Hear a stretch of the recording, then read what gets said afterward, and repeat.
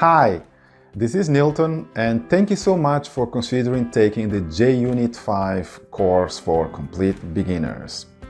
I am Nilton. I've got over 20 years of experience as a senior Java developer. My background is C, C++, and many other languages for the JVM and otherwise. And I've been using JUnit 4 and JUnit 5 for quite a few years now. What we will be covering in this course is the fundamental concepts related to unit testing, state-based testing in particular, and then what are the features that JUnit supports. We're going to be covering JUnit 4 features first, primarily because there is a lot of code base out there that still uses JUnit 4, and then we're going to be moving to JUnit 5 features. So you're going to, if you complete this course, you're going to be, I'm going to take you from a complete beginner in unit testing in general and JUnit in particular, from complete beginner all the way to an advanced user of JUnit. Please consider taking this course. My advice to you is practice. I'm going to provide the link to all of the sources onto GitHub. Don't just sit around watching video lectures like you're watching an episode of Game of Thrones or something. If you do that, you are not going to learn much. I'm going to be providing a project where the idea is for you to apply all of the concepts that you learn in the course to apply in this project. Again, I highly recommend that you complete this project. And at the end of the course, if you find it that you learn something, please give it a positive rating. This will help with the ranking, as well as leave comments on things that I should improve in the future. This course is not static, it's not like a book. It's a dynamic product, so I will be updating it as I get positive feedback. Again, thank you so much for considering taking the JUnit 5 complete course for beginners. I am Nilton. Ciao! Hi, this is Nilton from craftofprogramming.com, and today we're going to talk about unit testing. So I've got here in the board a map of the topics that we are going to cover in this lesson, and we're going to be defining what a unit test is. What are the properties or features of good unit tests? What are the types of unit tests that you are going to implement, as well as the mechanics of how unit tests are implemented. So let's start with the very basic question of what a unit test is. So unit test is essentially a small piece of code that applies an input onto a component and then asserts or verifies the expectations that you set. So typically a component is referred to as CUT, or component under test. And essentially what you do is you have this component under test, which is essentially at the level of granularity of unit test, is a class or a very small group of classes which are very related to each other. And this system, you apply an input, and then this input moves this class from state Y to state Z, and it produces an output. And essentially what you do with your with a unit test is you assert that this system is on state Z. So that's essentially what you do. So basically the properties of good unit tests is they need to run fast, and fast typically means milliseconds. Now why is it important that unit tests need to run fast? Well, primarily because of scale. So on a realistic code base, typically you'll find that there are tens of thousands or more of unit tests that are run, and these usually are run on basically triggered by a commit on a on say master branch or develop branch. And every time you do that, the build kicks off, and as part of your build, you run all your tests. So it's important that these tests run fast so that your whole overall, test suite of tens of thousands of tests run, fast. Another reason why unit tests need to run fast is because you want to have quick feedback loops while you are implementing code. So if your tests run slow, then you're not going to be compelled to use them while you are coding.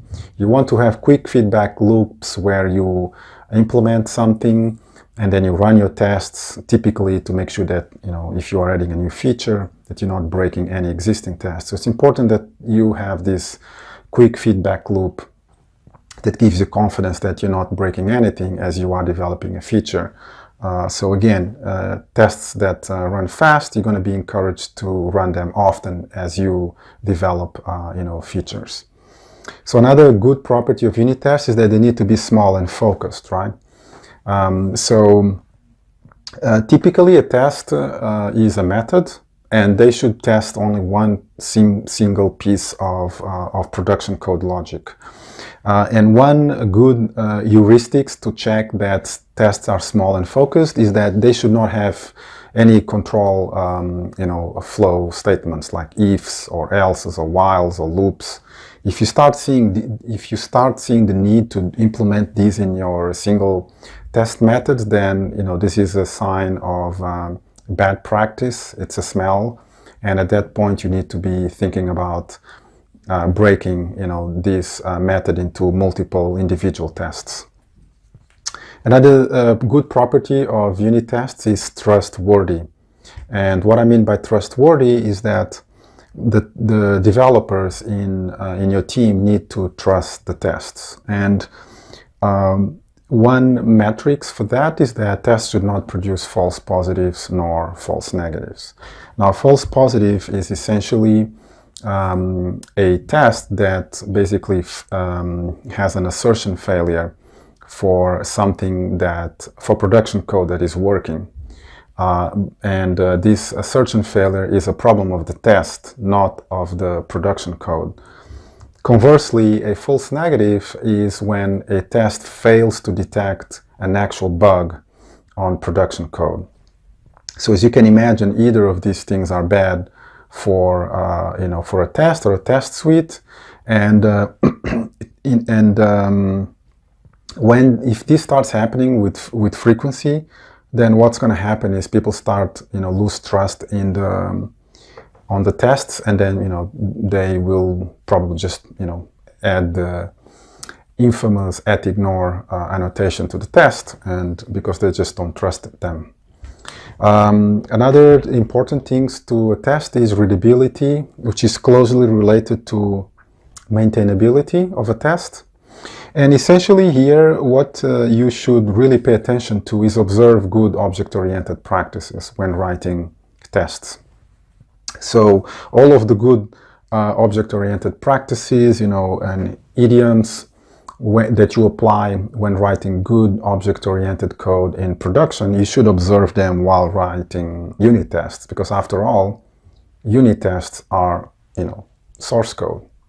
And just like production code, unit tests evolve and change over time. So the production code that the unit tests are testing evolves and changes, and so does the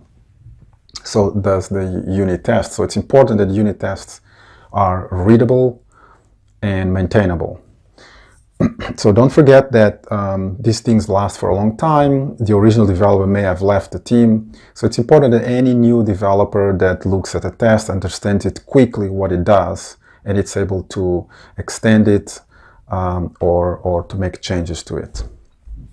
Another important feature of unit tests is automation. So for that, so automation here is basically two levels. One is at the level of IDE while you are working locally, and obviously any modern IDE like IntelliJ IDEA, for which I have going to put here a link to the IntelliJ IDEA tutorial that I have a course on that. So any modern IDE, be it IntelliJ IDEA or Eclipse or NetBeans, they have full support to run unit tests. And automation is also at the level of continuous integration systems like TeamCity or Jenkins. And here, it's important that the unit tests are integrated with your builds so that every time you do a commit, it triggers a build and your tests are run. And the support for all of these is obviously through frameworks. So another thing that I'd like to cover is types of unit tests. So basically, they are split into state-based tests and interaction-based tests. And what are the difference between these two? Well, state-based tests, you can think of them as results-driven tests or black box tests. This is typically what you test in, the NUnit family of tests, be it, for example, JUnit. And that's basically what this is, right? You apply an input onto the system or the component under test, and at the end, you assert that the component has moved from state Y to state Z as a result of your input. So you don't care how it got to that state. That's why it's results-driven test. So this is basically state-based test, and that's what JUnit typically supports. Conversely, an interaction-based test, some people call it action-driven test, and think of it as a white box test. And typically, what you are interested here is, you have your object here, and this object basically exchanges messages with its collaborators, like say, object Y sends a message to object Y, this guy sends a message to object X, it sends a message, so let's say message F, and then you get another message,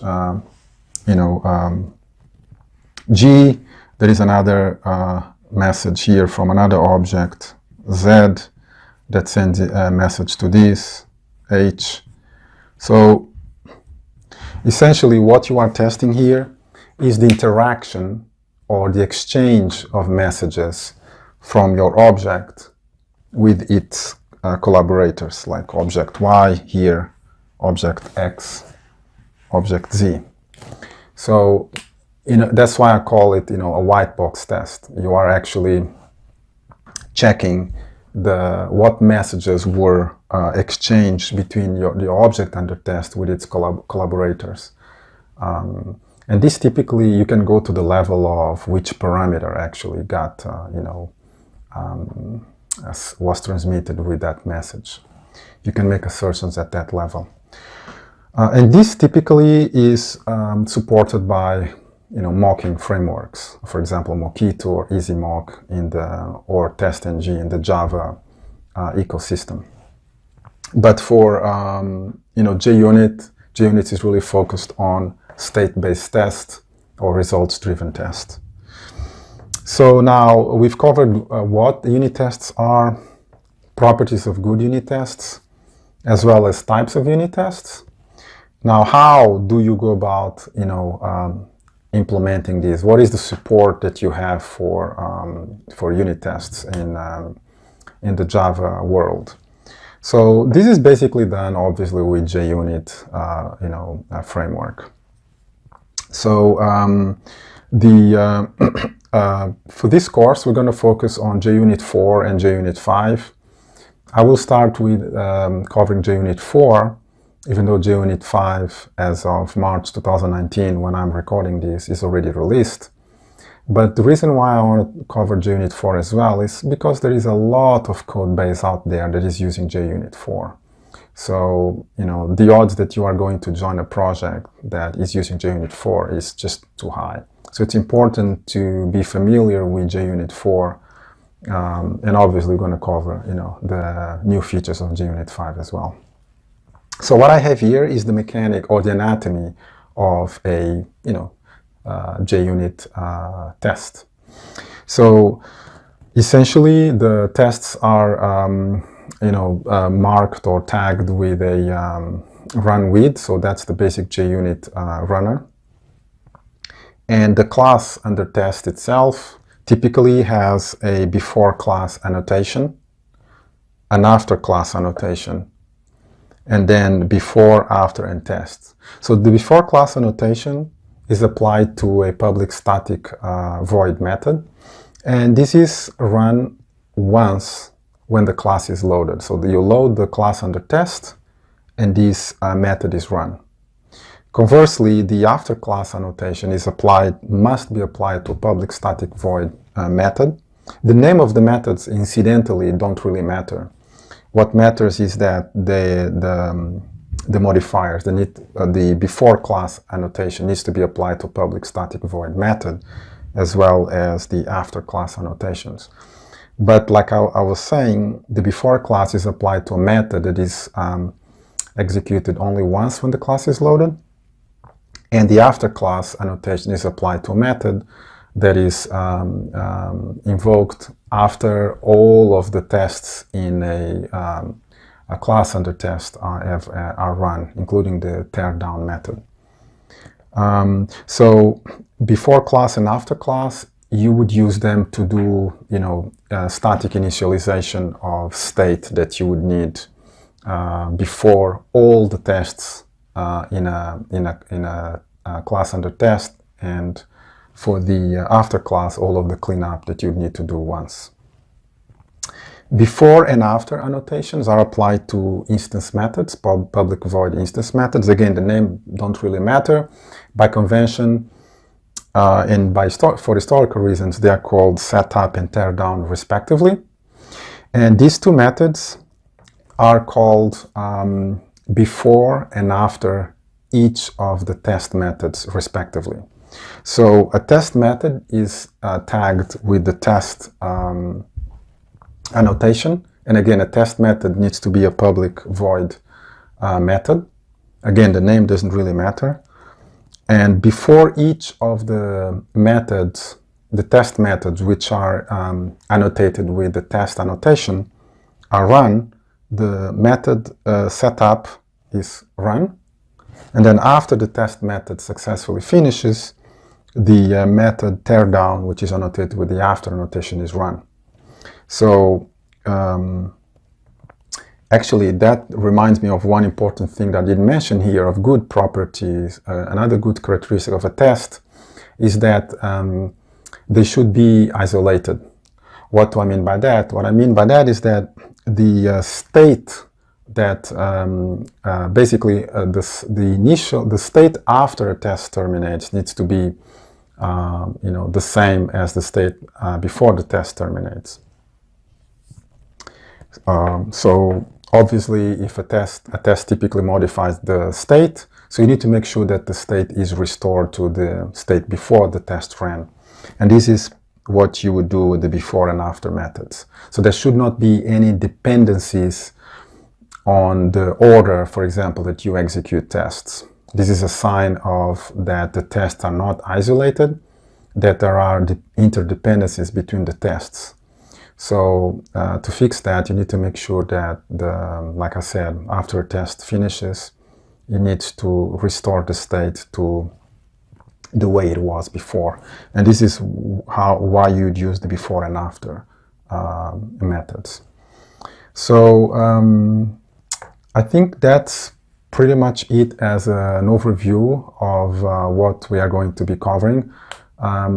So we're going to be now that we have this good conceptual framework of what a unit test is, what are the properties of good unit tests, what are the types of unit tests, and how they are implemented or supported by frameworks. Now we are in a good position to dive into code and actually get into the details, implementation details, of JUnit. So we're going to go through an example, as realistic as possible, and we're going to be covering all of the features of JUnit 4 as well as JUnit 5. Thanks for watching. Okay, so now let's look at code as promised, and this is basically the same anatomy of a JUnit test. This is as basic as it gets. So what you would do on you know, the most basic vanilla JUnit test is you would have you know, your test methods, which are annotated with the @test annotation. If you want to temporarily disable a test method, you would annotate them with the @ignore annotation. So in this case, we have 4 test methods. 2 of them are enabled and 2 of them are disabled. The @ignore annotation, you should really not leave this test in production like that. This is just for temporary fixing something. So then you have the before and after methods, and these methods are, as I mentioned, run.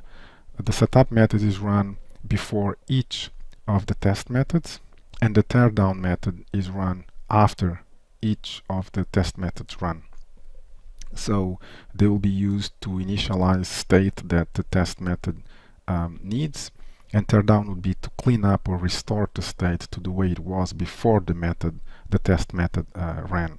This is because, as I mentioned, you want to have isolation between tests. So these 2 tests should be completely isolated from each other. That is, the state that each test sees in the beginning of its run should not depend on the order of execution or how the output of the previous test. It should be completely the results should be consistent and the same regardless of the order that these 2 tests are run.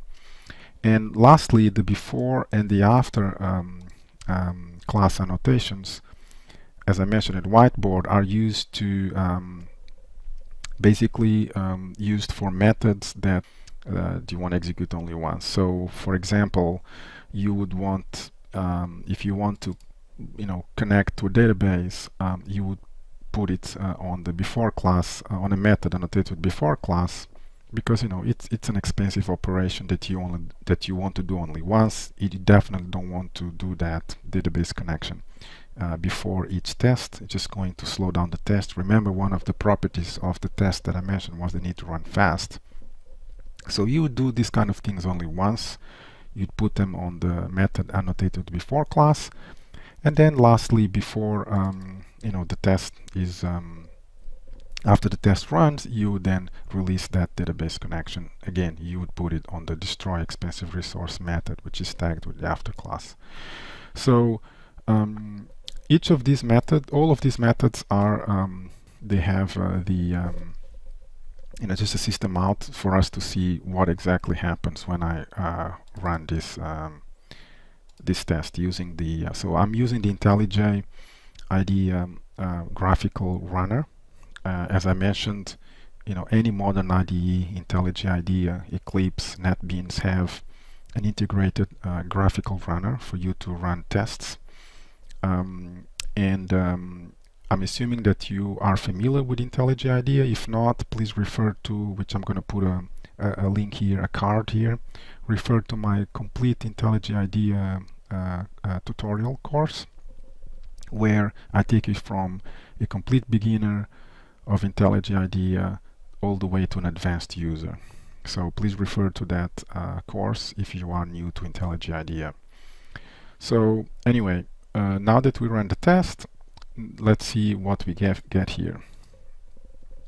So as you see, you can see that the setup and the teardown methods are run before and after the test respectively, right? You see? And also notice that the init method, it's run once, and the destroy is run once at the end. So init is run right at the beginning before even the setup method was run, and then after all, and then you do all the tests. Setup is run, you do the test method, you do the teardown, and then you do the other setup, run the test method and teardown, and then at the end you do the destroy.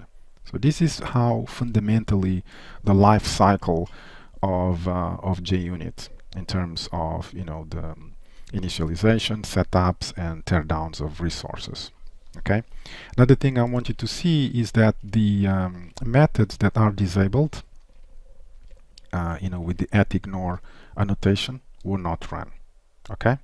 So now let's enable these methods by basically adding the test annotation. And what I want to show you is something else, which is that even if the methods fail gracefully or throw an exception, you will see that the setup and teardown methods, particularly the teardown, which is invoked after it, they will still run. Okay, so let's rerun this and see what happens. Okay, notice that this is the method that is throwing an exception. So it's as you can see, this method has an error. Notice that the setup method was invoked, and so was the teardown. Okay, even though we had here an exception. So this test is basically is in error. And the same thing for here. This is an assertion failure. It's a gracefully failure of a test, and the teardown method is still invoked. Okay, so this concludes the very basic introduction to JUnit, where we covered the anatomy of a JUnit test. Thanks for watching. So remember, JUnit is a framework to do state-based testing. So what we're interested in asserting is that after you apply a stimulus or an input to a class under test, that this class is in a particular state. So let's demonstrate here in a very, and along as we do this, I'll show you the assertions. I have here a very simple class, which basically, I don't want to get into much details because it's not really important. This class basically has a list of books, and which are representation of a CSV file, which is here, and basically a book, if you look at the description of a book contains a title, a page count, a topic. A topic could be, it's the genre of the book: computing, sci-fi, novel, finance, and so on. A publication date and a list of the authors, right? So it's a very simple data class. And the only thing that this DO is doing is it's parsing this CSV file, which contains a list of books in CSV form, and it basically just parses this onto a list of these book objects. Okay, and then it does some queries. I don't want to cover this yet. We'll cover this in a more advanced lesson. For now, I just want to go back to the test and show you how we use setup and teardown methods, and how we do very simple primitive and object assertions, which are the fundamental building blocks of JUnit. So in the setup method, you will want to create the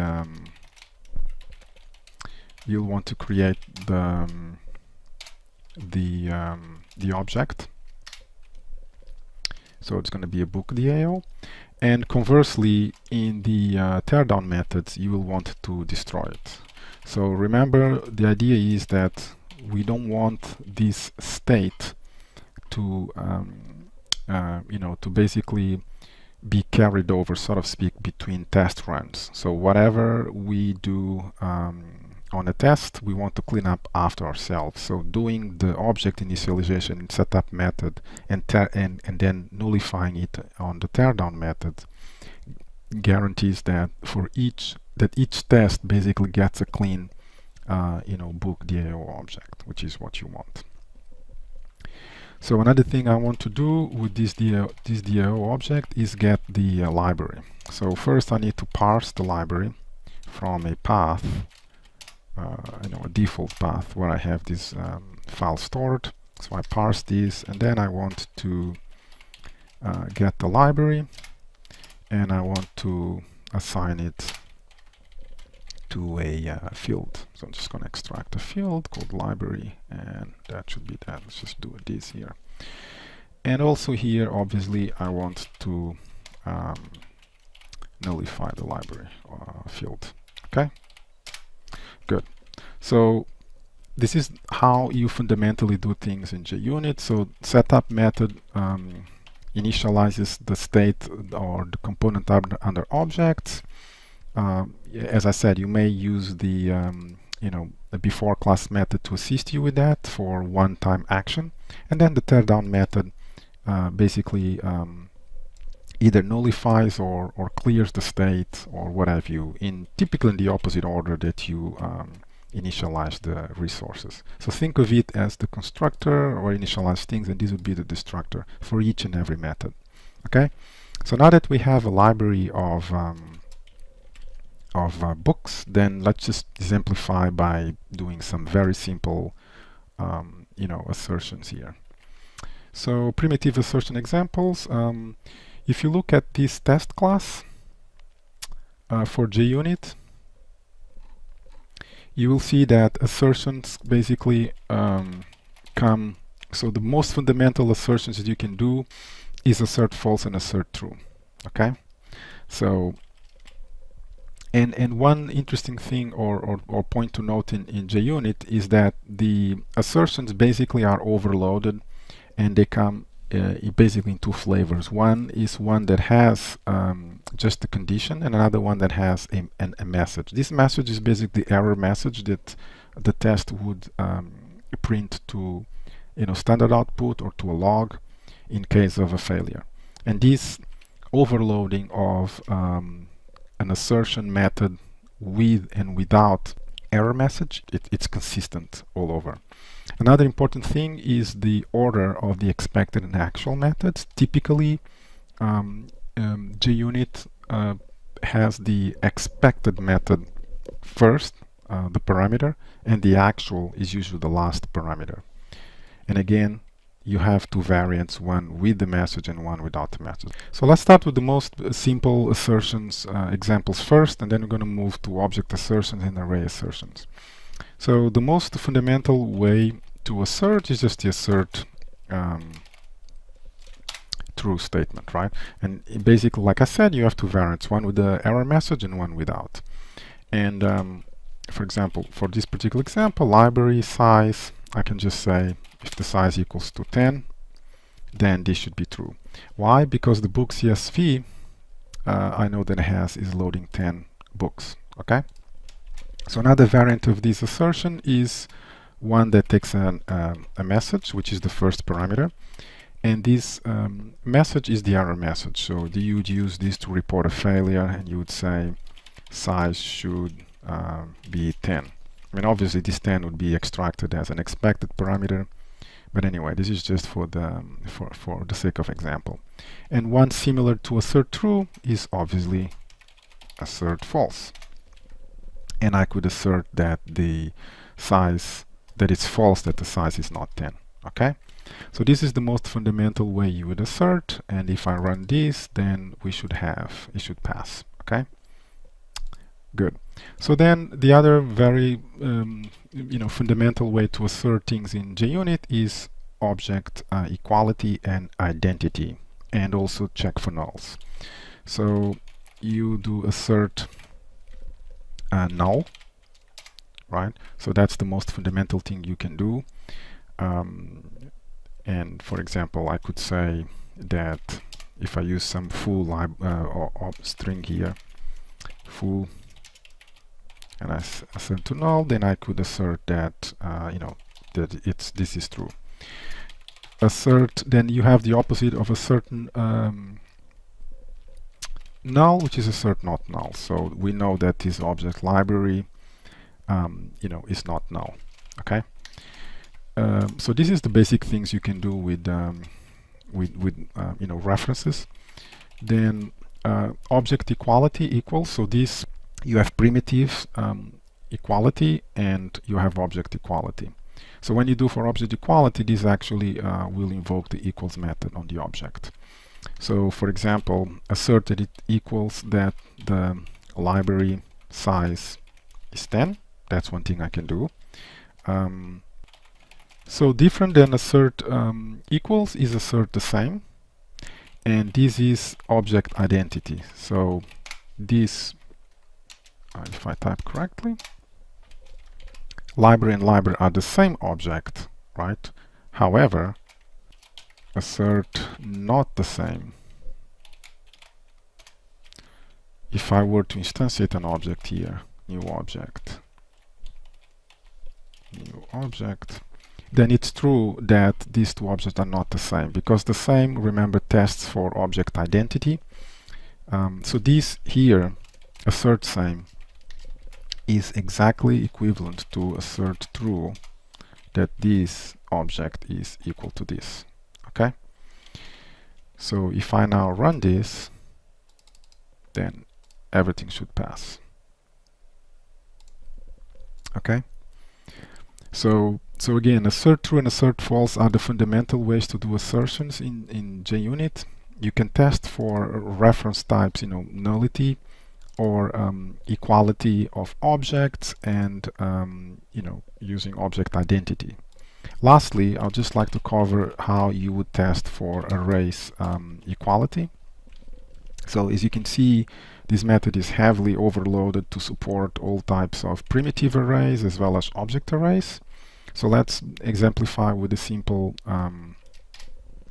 array. So let's say array 1 and array 2, and let's create these guys here. Let's do an int array, and let me just do I don't know, 1, 2, 3, and let me copy this and do a2, and now this should be true. Let's run this. Okay, but for example, if I have another array here, a3, then it has another element or whatever, you get the idea, right? Then this will be false. Okay, array length differ, and notice that the message is fairly descriptive. Okay, so this concludes the fundamental assertion types that JUnit supports. On the next video tutorial, we're going to cover advanced JUnit matchers. Thanks for watching. Okay, so in the previous lesson we covered the basic assertions that JUnit 4 provides, particularly assert true, assert false, assert for object equality, assert for arrays, assert for nullity, and so on. So those are basic fundamental assertions that JUnit provides. So what I'm going to cover in this lesson is how you can leverage the Hamcrest matchers to write very expressive tests. So these matchers, as you will see, are some sort of basically syntactic sugar that you utilize in your tests to make them very, very expressive. And that's the whole point of these matchers. So you will need to add a dependency for the Hamcrest matchers. So in terms of the dependencies, JUnit comes packaged with the Hamcrest core. But if you want to extend that, you will need to have the Hamcrest library. Pick any version. I'm using version 1.3, which is the latest stable version as when I record this, March 19. So these are basically the assertions that we covered on the previous lesson, and they come with JUnit 4. And if you look here, Hamcrest core 1.3.char, so these are advanced matchers that we are going to cover in this lesson, and as well as additional matchers that come from the Hamcrest library. Okay, so now that we covered the basics of adding the dependencies to the IDE, let's write some Hamcrest assertions. Let me add a test method. And if you recall, we were writing very simple. For example, we're writing that the library size was equal to 10. And if you recall, the library is nothing but a collection of books, and book is essentially a data object which represents a line here on the CSV. So I'm not going to cover this here, but basically there is this book DA object which parses this book CSV onto a list of these book objects. And the only thing, basically what I was asserting previously, was the size of this list and so on. So So we know it's true that the size of this library of books is 10. That equivalent assertion that we wrote was assert equals that, which is equivalent that the library size, so the actual value is after, so the expected value comes first. It's true that the library size equals 10. So these were two assertions that we wrote, and obviously if I run this, obviously passes. Let's write this test using Hamcrest matches to see how it's much more expressive. So the main assertion that Hamcrest provides is assert that. So I want to assert that the size of the library. Then I'm going to pick the matcher. So core matchers is, and again core matchers equal to 10. Now obviously I'm going to add a static import here to make this thing very, very expressive and readable. So I would argue that this test, which is exactly equivalent to either of these, it's much more expressive. It reads almost like English. Assert that library size is equal to 10. I mean, this is as close as it gets to English. So now if I write this test, then it passes. That's the power of the Hamcrest assertions. It adds a lot of syntactic sugar, it makes your tests readable. So that's something very basic that we did. If you recall, I also wrote that I use assert, not same, that the for example, new object. These objects are not the same, and you can write this using the Hamcrest assert that new object, not the same instance, and new object. Okay, so that's again equivalent to this, but much more expressive. Assert that this new object is not the same instance as this object. So again, if we run this, then it passes. Moving on with the assertions that we can do with Hamcrest, there is another one, cool one, which we can basically use if we're working with strings, which are so pervasive in Java. There is support for matchers which work with strings. So for example, let's say that I'm working with one of the books in my library, like say effective Java, and I want to assert that this title contains a string, for example Java, right? So again, this is something very expressive that you can just write like that, right? So this was a very simple a matcher that is just basically matching. This is just a single matcher. Now one nice thing about these Hamcrest matchers is that you can compose them using Boolean expressions. So let me exemplify here. So let's say that I want to assert that not only that this book contains the string Java, but it actually contains both the effective and the Java string. Okay, so the way to do that, I just basically need to compose or build a matcher that is composed of two contain string matchers. And the way you do it is, so for example, let me get effective Java, and there is this matcher called both, and this matcher basically is composed, accepts a composition of matchers. So contain string Java. So let me just close this, and contains the string effective. Okay. Another way that you could have written this is assert that. Okay, so too much typing here. Let me just duplicate this and assert that the effective Java. So you can do all of, and then you do contains string effective, and contains the string Java. Okay, so now if you run this test method, and everything passes. So these are equivalent. I mean, both is if you are dealing only with two matchers. All of it's basically an end of any matches, right? I could have written here more. All of it is an AND. Okay, so we have introduced some basic matchers for strings. Now let's say that we have a collection, you know, for example, let's get the our DAO, and let's get the book titles. Terminate this, introduce book titles. So now we have these book titles, which is, you know, as the name implies, a collection of the titles of the books in my library. And let's write some more assertions.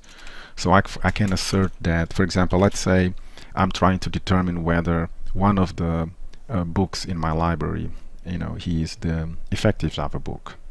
Then I'll just assert that the book title as an item, and I can just write the name of the book, effective Java. Okay, so that's a nice one. So I'm asserting that one item in my library is, you know, is effective Java. So to show you how powerful these matchers are in terms of expressiveness, you know, and functionality, let me write the same assertion without using the assert that or has item. So the first thing I need to do is I need to, you know, get the equivalent condition here. So if I get a stream and I say it matches any title that is equal to effective Java, okay, then I can do any match. And now, you know, what I want to do is I want to assert true. Okay, so I mean, obviously I'm leveraging the power of the Java Streams API, but you know, I would argue that it's easy for me to write this than having to write that. And we will see as we write more powerful examples that, you know, it reduces boilerplate. But that's these two things are equivalent, you know. But obviously I wrote less here, and this is more expressive. This is a simple assertion where I'm asserting that one item in my book titles, you know, matches this, so at least one. What if I want to assert more than one? For example, then, you know, there is a matcher here as items, and as items it takes a var arg, so I just pass in a list of books that I am trying to determine that are in my library, like say Design Patterns, which is an awesome book. Okay, I mean, obviously I can compose this even further. I can say that you know, as an item, instead of just saying as an item and just pass the actual parameter, I can compose this as an item that say starts with, for example, the word effective, right? Or as an item that ends with the word Java. So you can you know, compose these things, and my advice, I mean, is that come here to the core matchers and look at all the options that are here. You can if you familiarize yourself with all of these matchers, you can write very, very expressive JUnit tests. Okay, so previously you saw that we used the all of matcher to effectively build an AND of assertions. So similar to all of, there is the assertion any of, which is an OR. So for example, I can write something which is Design Patterns is a great book, and I can use any of matcher, and I can say that I'm matching that any of the strings start with design, and for example, if I get this right, ends with the word book, for example. And you know, you would use this composed matcher to match any string that you would pass here. Okay, so this is matching, this is true if either of this or this is true, because any of is an OR. If you are dealing with just two elements, then you can write this, either this starts this or that ends this, and obviously I could write something different, either it starts with this or, you know, equal to. It doesn't really matter. The point is you can just compose all of these matchers by using Boolean logic. So we've covered the case of any of, which is a OR. we covered the OLOV, which is a matcher of matchers that uses the AND boolean. So for completeness, let me write one that uses the NOT. So then we have all of these matchers that use boolean expressions covered. So let's say I want to match a string that does not contain either the word C++ nor the word Python. Then I will write a matcher which is not any of, I don't want any of. Then I'm matching two strings, contains string, and I said the Python and C++. Okay, so this matcher matches the negation of any string that contains C++ or Python. So this concludes the overview of Hamcrest matchers. I hope you found this video useful. Thanks for watching. Okay, so let's get started. In this lesson, I'm going to cover exception testing in JUnit. And as you can see here, there are basically three fundamental ways of testing exceptions in JUnit. One is using the expected exception. The other one is using the try-catch idiom. And the third option that JUnit supports is an expected exception rule. So we're going to cover these three fundamental options or ways of testing exceptions in JUnit, and we will cover the pros and cons of each of these three options. So I've got here a very simple class, test class, and basically this test is testing a I have here an example which is a class under test, and this class under test is obviously a very simple contrived example, and it's got three methods that throw an NPE on array index out of bounds exception, and there is here a third method that throws also an array index out of bounds exception. Okay, so now let's cover the first option and see what are the pros and cons of this option. So basically what you do with the expected exception is you basically write your test method, and what you do is you tag it with the type of the exception that you are expecting. For example, you can just say I'm expecting an exception, and you put the type here. Okay, so now if you write a method, you execute the method, and and the exception is not thrown, then it's gonna fail. So let's run that, and the method has failed because the expected exception was not thrown. So now let's actually throw the exception.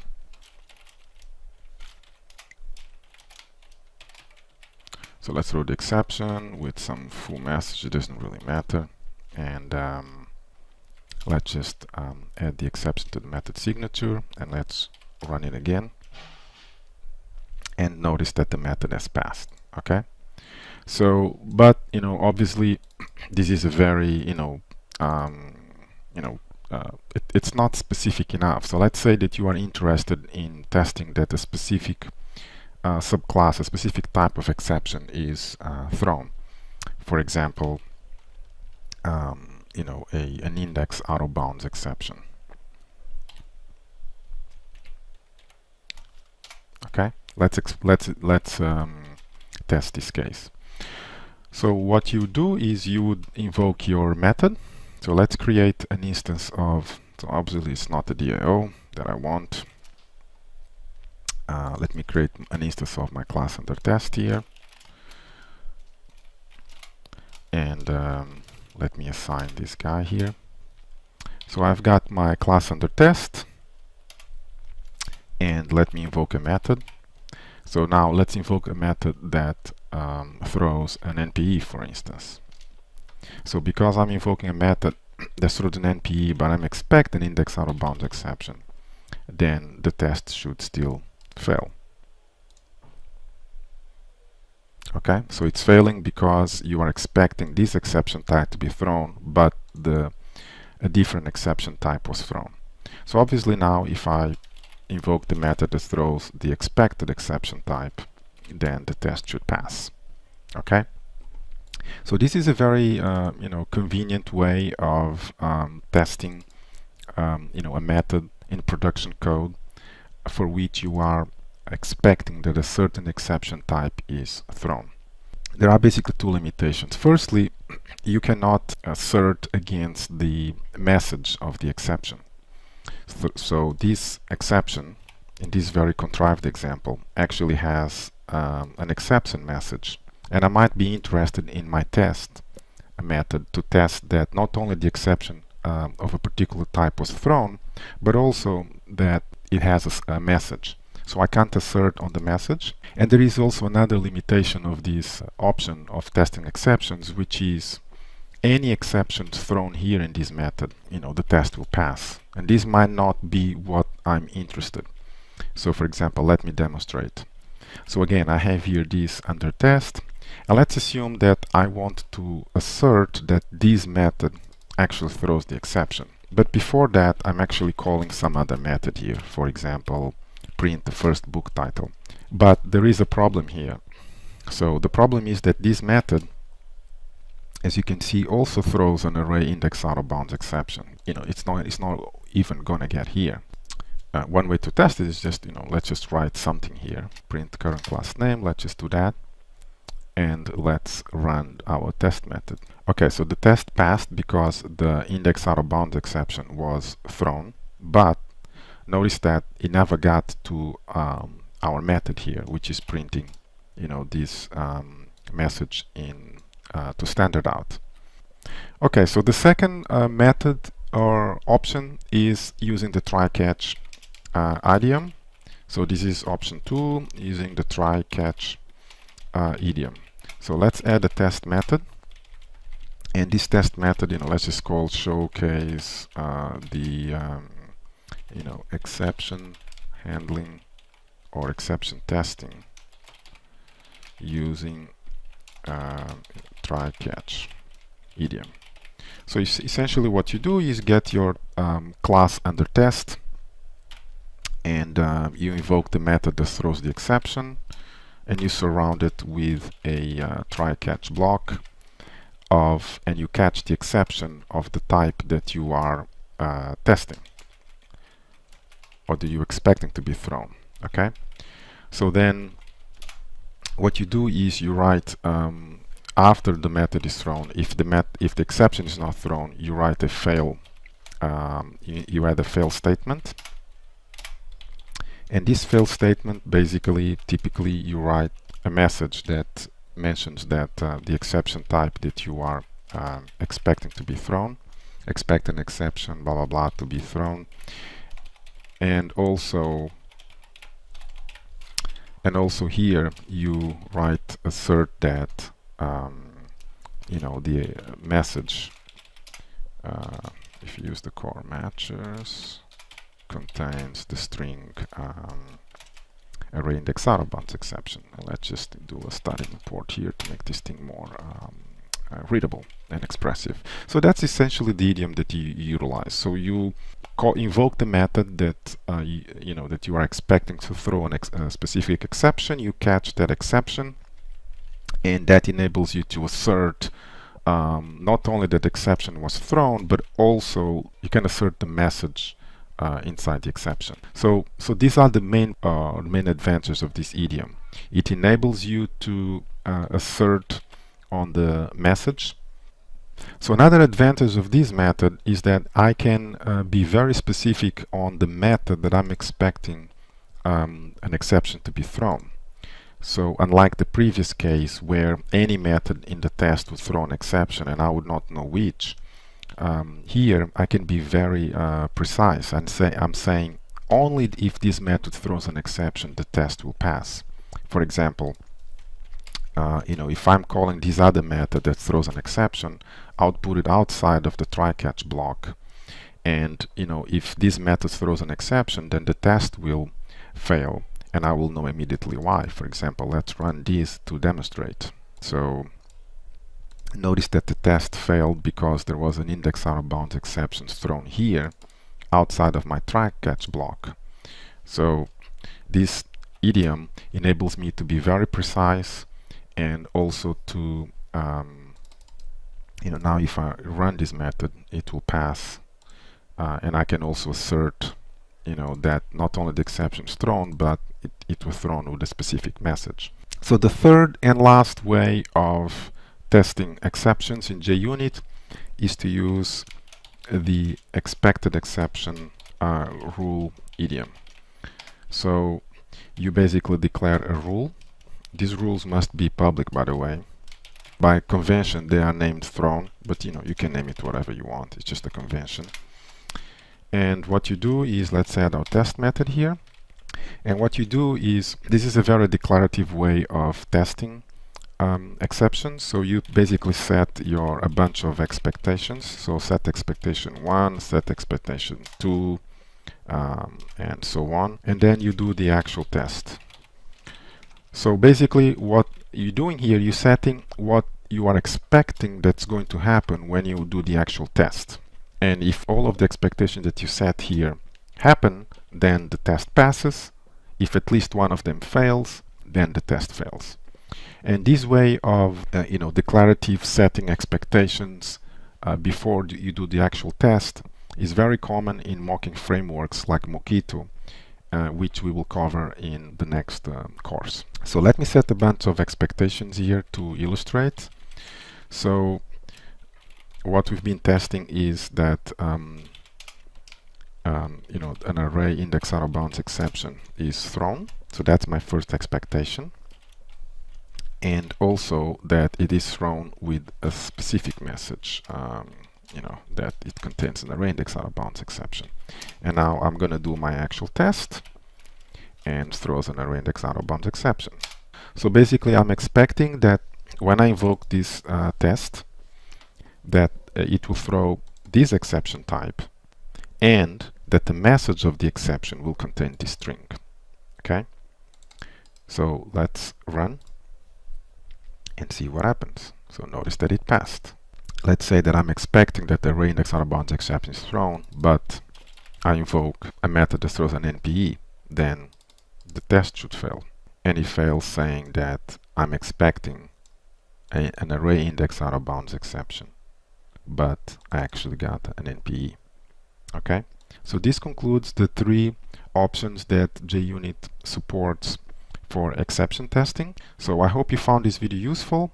Thanks for watching. Okay, so in this video lesson we're going to cover parameterized tests, which is a core JUnit feature which enables you to essentially define the input data to your test, and then the framework will inject those parameters and create basically combinatorial permutations of the tests using those input data. And it's a very compact way of doing tests that require a lot of different combinations of input data.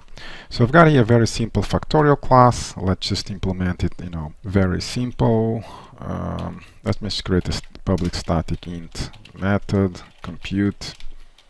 It takes n, and then let's just do if n is less than 2, then return 1. Otherwise, let's just return n times compute n minus 1. So that's a very basic implementation of the factorial. Let's create a test for it. Okay, so now we have a test for the factorial, and let's write a basic test. So let me add my test method, test factorial. Let's say I'm interested in testing the first 5 inputs to the factorial function. So I would write assert that. So actually is factorial compute 0. Then I'll use core matchers is core matchers equal to 1. So that'll be the first input. Let's just convert this to static imports to make this thing simple. And then obviously I'll write a bunch of them. I'll test factorial of 1, I'll test factorial of 2, factorial of 3, factorial of 4, and factorial of 5. Now if I were to run this, then it passes. Okay, so this is how you would do it. Now let me show you how you would do the same equivalent test but using parameterized tests. So the first thing you do is you have to tag your test with the parameterized class. So this effectively uses a different runner, and then you create a private int field which is the input to the test, and as well as the output. You can call it output or expected. Okay, and let's add a constructor. So now we have the input, the expected value for the function, and a way to inject these values. Okay, we tag the function that injects the values with the parameters, and we create a public static collection of basically object arrays. Okay, let's call it data because that's what we are injecting. And here let's create on the fly the pair of inputs and expected function outputs. So let's create a new object, and then let's do this, let's close. Okay, so now we're going to be creating the pair of values. So factorial of 0 is 1, factorial of 1 is 1, factorial of 2 is 2, factorial of 3 is 6, factorial of 4 is 24, and factorial of 5 is 120. So effectively what we've done here is we have specified the input parameters to the tests, and this is nothing but these inputs here are going to be passed the constructor, and for each pair here we're going to be creating an instance of this test. And then what we're going to be doing here is on the test method, test factorial function using parameterized tests. Here we're just basically going to be using these values to write our test. So we're going to assert that given the factorial compute method with input, that is equal to the expected value. Okay, and if I run this, then it passes, but also notices that what happened here. So for each of the input and expected pairs, I got one test. So this is a nice way for you to specify tests without having to write all of the possible invocations with inputs and outputs. In case of failures, this might not be very descriptive, because we just see a bunch of index, we don't really know what's going on. So the parameters annotation here takes this name, and you can basically here define the name for your test. So we can still keep the index as it was defined before, but now I can write the name of the function factorial, and I will pass the input, which is the first parameter. Okay, and that produces the output, which is parameter 1. So if I now run this test, notice that now I have the appropriate name of the function with the input parameter and the output.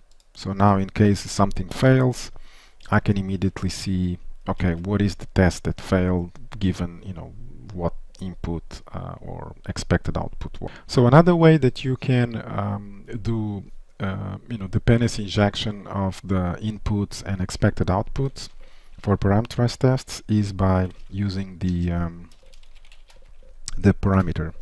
And this parameter annotation takes the the index of the value here that you want to inject. By default, it starts with 0, so you don't have to. The default value is 0, so you don't have to parameterize it here. But just to be very explicit, let me parameterize it. Another requirement of the parameter annotation is that the fields have to be public. This is so that through reflection, JUnit can inject the values. And if you do that, then you basically are replacing constructor injection with field injection. So this is exactly the same thing as this. This does not require a constructor. You can just inject your annotate your fields with this. So now if I run this, then it should work just like before. So to conclude, this is parameterized tests using the parameterized runner is a very nice way for you to run tests or specify tests that have a lot of permutations of the input data for a test. So this concludes the introduction to parameterized tests in JUnit. Thanks for watching. In this lesson, we are going to cover rules in JUnit 4. So what are rules? Rules are a mechanism that essentially allows you to extend the behavior of a JUnit test by leveraging this rules mechanism. Essentially, rules, everything that rules provide, you could do it, manually, either via an util class or maybe by putting behavior on a base class that each of your test classes would extend. But as you will see, it's just a very convenient, foolproof, bug-free way of encapsulating behavior that you compose, your test classes with, as opposed to be, extending base classes.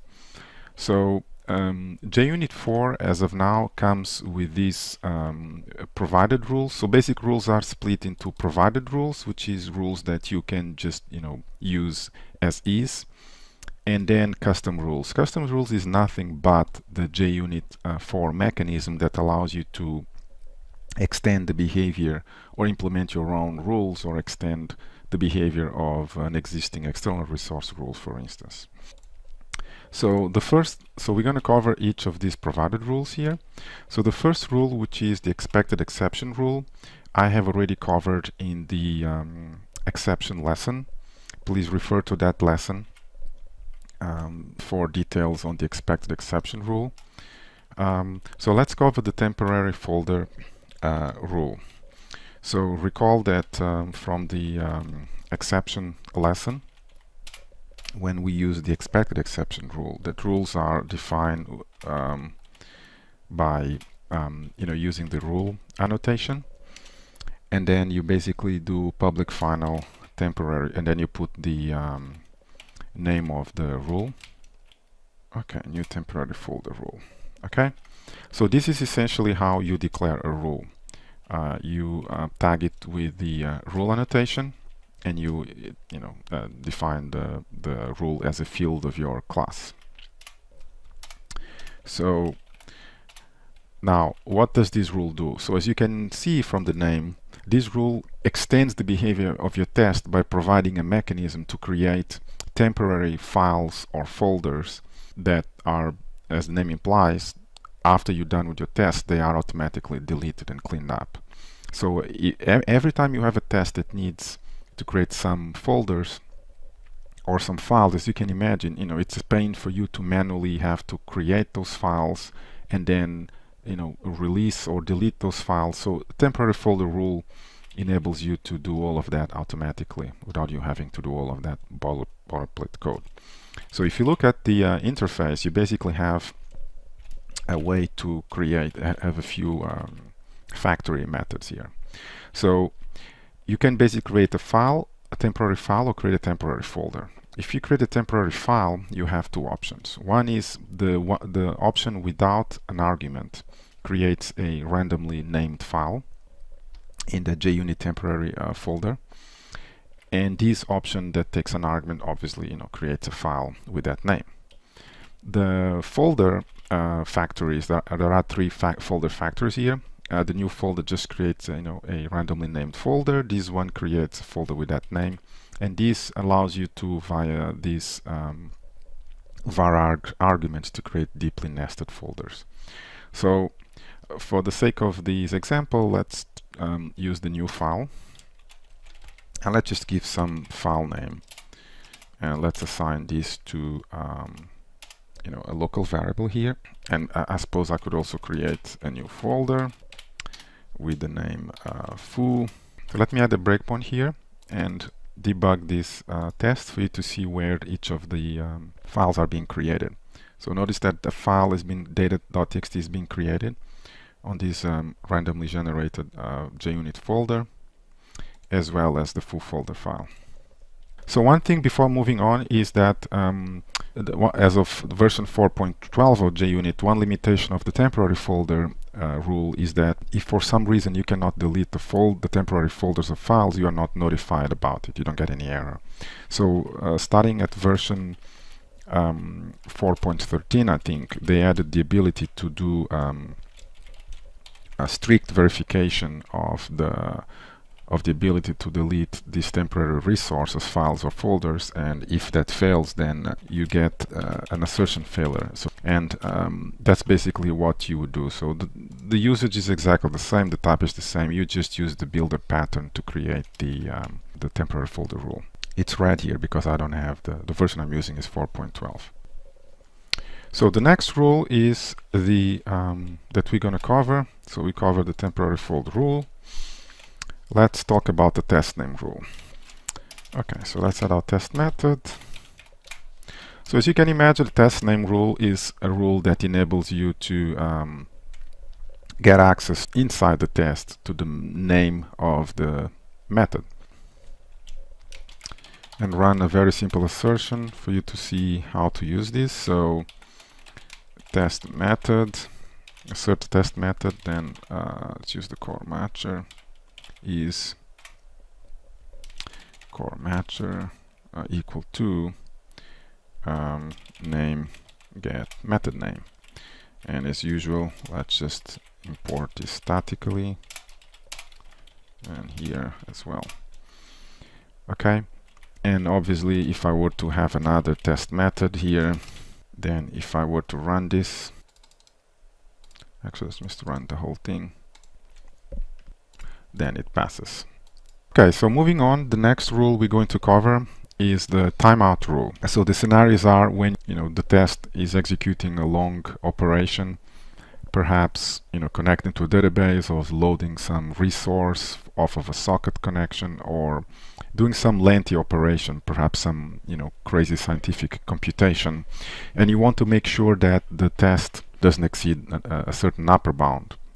And if it does, you basically want to fail the test. So just like before, you just do a public final timeout, give it a name, the type, and let's just give a timeout name here. And they have this factor here called, so this actually, you can specify the time in milliseconds or seconds. For the sake of this example, let's just specify in seconds. And let's say that I want the upper bound for all of my tests to be, say, 2 seconds. And now in your test methods, basically, this rule is going to apply to all the tests inside this test class. And every test that exceeds 2 seconds will basically fail with the timeout exception. So for example, let just run a simple test here, and then let me sleep for half a second. So test rules method lasted 4, and let's obviously add this exception, and let's run this. Okay, so this test passed because it basically ran for 501 milliseconds, which is less than 2 seconds. So now let's add another test method. So basically this is a test that will never finish, and let's see what's going to happen here. Okay, so after 2 seconds, the test has failed with the timeout exception because it lasts for more than 2 seconds. So now if I run the entire all the tests inside this test suite. Notice that the test method passed because it lasts less than 2 seconds, whereas this test failed. Okay, so moving on, the next rule that we are going to cover is the error corrector rule. The error corrector rule is used in scenarios where in your test you are doing an operation that creates a problem, generates an error, and you want to continue the execution. So you don't want to stop at the first error. You want to collect all of the errors and then at the end see what passed, what failed, and so on. So to demonstrate this, I've got here a very simple class, component under test, that basically throws an NPE, an array index out of bounds exception, and a method that doesn't. Let me just create the component under test. Okay, so again, I mean, this is just a simple example. You would not instantiate this component under test inside the test method. With that caveat, let's demonstrate the use. So under normal circumstances, if you just call under test throws NPE, then obviously your test will fail. You will know about the error, and that will be that, right? So that's a normal execution of JUnit. But let's say that you don't want that. Let's say that you want to do a bunch of operations in this component of the test, and then at the end be notified about all the errors. Essentially, you don't want to stop the execution at the first error. You want to continue till the end. So what you do is wrap this on a try catch. And here you would use the collector rule to basically add the error. So we just add the exception. And here you can also check that the value, for example, let's say the message, you could assert the message is core matchers equal to the null pointer exception. And you do the same for the other method under test that throws the array index out of bounds exception. Okay, and obviously you could be doing other operations like under test, foo. Okay, so let's run the test and see what happens. So notice a couple of things here. So firstly, the test fails because even though I'm catching the NPE here, because I'm reporting an error on error collector rule, the test will be considered to fail. So this error is going to be considered a test failure. It's going to be reported. It's not that the error collector just swallows the exception, and lets your test pass. No, the test is failing because an NPE is thrown. We enable the test to continue to proceed execution even after the first failure. And we're collecting all of the errors here. So at the end, we report that the test failed, but we have more information because we see all of the failures, not just the first. So if you look at the console here, you will see that the 3 methods were invoked. The first that throws the NPE, the foo that doesn't do anything, and the last one that throws an array index out of bounds exception. And then we have these 2 failures, 2 exceptions here that were thrown. Okay, so let's move on and cover the external resource rule. And this is slightly different rule in that it doesn't really have basic behavior. You have to implement it. So let's assume, for example, that I have here a server which has a connect and disconnect methods. Again, just a very simple example to illustrate an application of the external resource rule. So then I have here my server. Let me just instantiate here for the sake of this example. And here on the before method I would connect, and on the after method I would disconnect. Okay, so now let me implement the test method 1, and let's just do this, and test method 2, and do that. So let's run this method and see what happens. Okay, so I see server connect. So this is why don't we split this thing here? So when the test method 1 is invoked, so notice that the before rule is a method is called first, which connects to the server, and then the method, the test method runs, and then the disconnect method, which is the before on the rule, it's invoked, and the same thing, the same pattern of execution for the other method.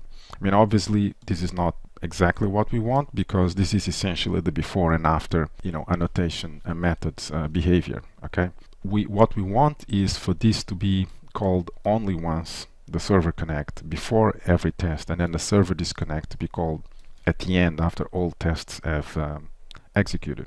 Okay, so now let's see how we can improve this so that this rule is ran only once at the beginning and then after at the end to disconnect from the server.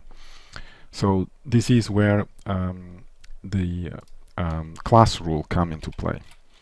So as you see, all of these rules are applied to a test methods. So what we want to do is we want to convert these from a test rule to a what's called a class rule. It's a very simple change. The only thing you need to do is change the annotation from rule to class rule. So the first thing we need to do after this change is to change the resource to static as well as the instance. So now with these three changes, let's run all of the tests here and look at the behavior. So now as you can see, we have the exact behavior that we want. So server dot, which is the before class and the after class behavior. So server dot connect is done, it's invoked in the beginning before each test is invoked, and then each test runs, and then at the end we disconnect from the server, cleaning up the resources. So this is exactly the behavior that we wanted. Now obviously one thing we need to do is we don't want this to be inside the a test class, because the whole point of this rule is to be reused across different tests. So let's extract a class here. Okay, so now that we have extracted our server rule, basically the only thing that I've done is just extract that anonymous inner class into a top level class, which still extends the same external resource rule. And here, in your test method, the way you would use it is we would use a class rule, public static final, and we'd call server rule, which is the resource, and instantiate it. Okay, and then here I can get my server and invoke some method foo here and here. So now let's run this and see if we still have the same behavior. So as you can see, we still have the same behaviors. Okay, so before wrapping up this quick overview or introduction to JUnit 4 rules, let me just cover the very quickly the rule chain. And you basically compose or chain these rules. So you have an outer rule here, and then you put around as many as you want, and then and then that's that. So this is a way for you to chain or to essentially specify an order of the rules to be applied for each test method. With regards to custom rules, I've already shown you how to define a custom rule, one of the ways. So one way is to extend an external resource and implement the before after methods. Another thing that you can do is to basically implement a test rule interface. So this wraps up the quick overview of JUnit 4 rules. I hope you found this introduction to JUnit 4 rules useful. Thanks for watching. In this video we're going to cover JUnit test suites as well as JUnit 4 categories. So I've got here 4 test classes. So I've got here performance tests, I've got here a suite of integration tests, as well as 2 feature tests. So again, this is just an example to show the the power of JUnit 4 in terms of test suites, and this is obviously a contrived example, but this will do for this demonstration. So with this categorization or suites of tests in IntelliJ, you can basically come to the runners or the containing package and run all the tests here. And notice that all of the tests ran, and you can see that the tests, just by running the package, all of the tests were executed. And I've got each of the tests print their test name. So just by clicking here, I know that these tests ran. But this is a convenience that IntelliJ provides in terms of a graphical runner. But notice that I don't have control on the orders that these test suites are running. Moreover, if I am running these with a tool like Gradle or as part of continuous integration, say TeamCity, then I would need to have a way to group these tests as well as to have the ability to specify an order. And this is where the test suites come. So now let's see how I can group these tests into a test suite and specify an order. So for this, JUnit provides what's called a test suite. The way you define a test suite is as follows. So let's create a class called my test suite. You basically tag it with a there is a special runner called suite. So this is how I'm defining my my test suite, and I need to define suite classes.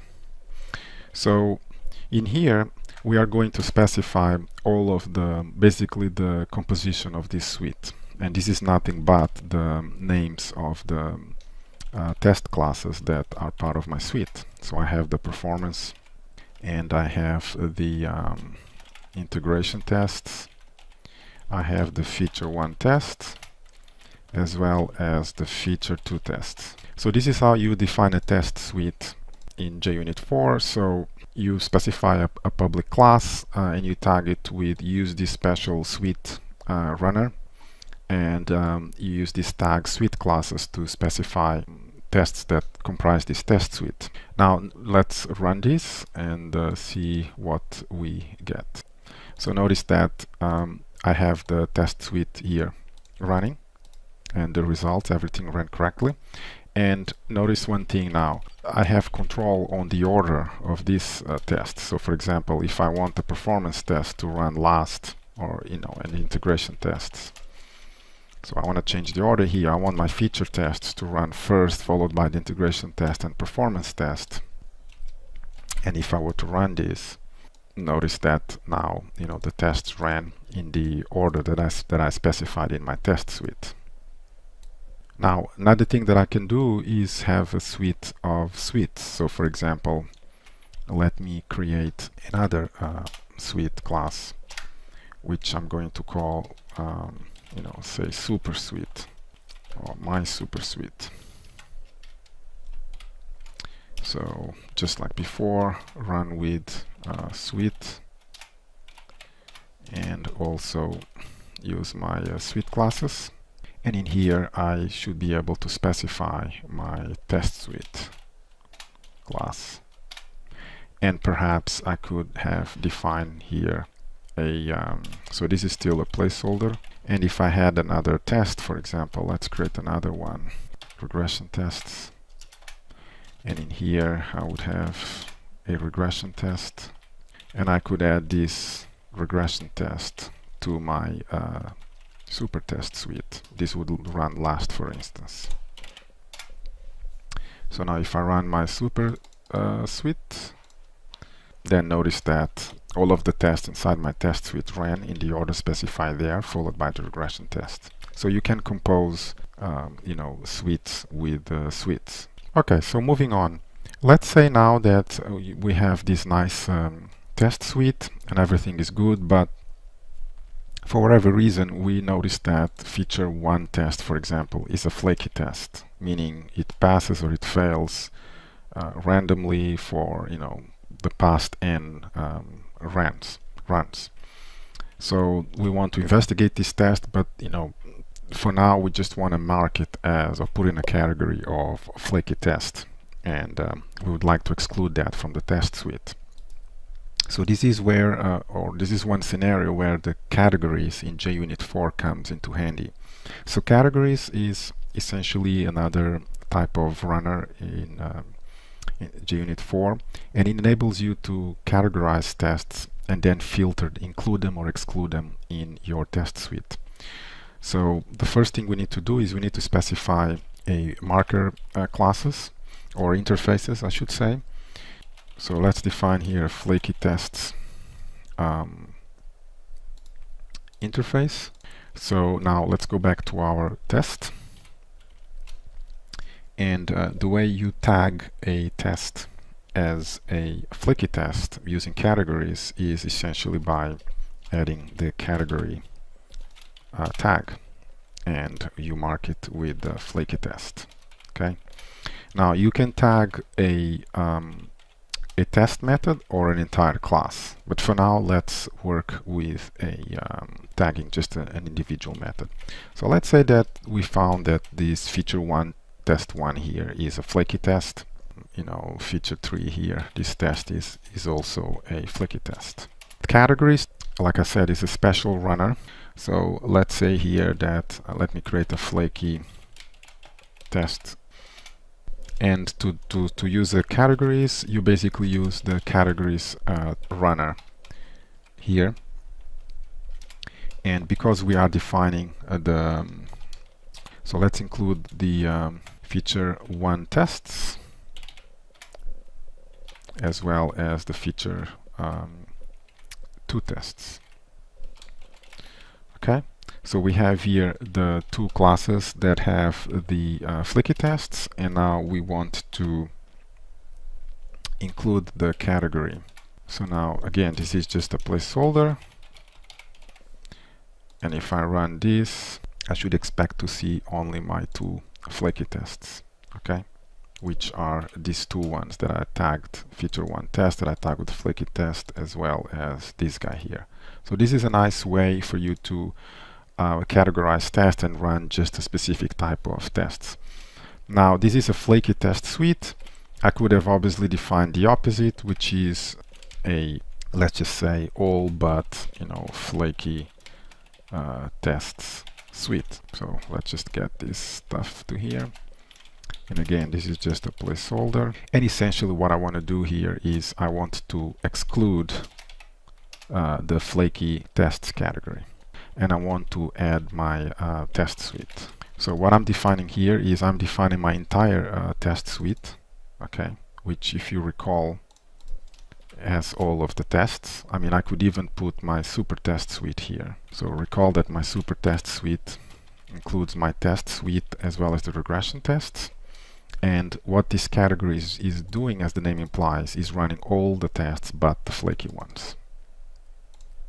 Okay, so it's including my test suite and the regression test, and for my test suite, it's excluding the flaky test 1 here. Feature 1 test 1 is a flaky test, it's not running.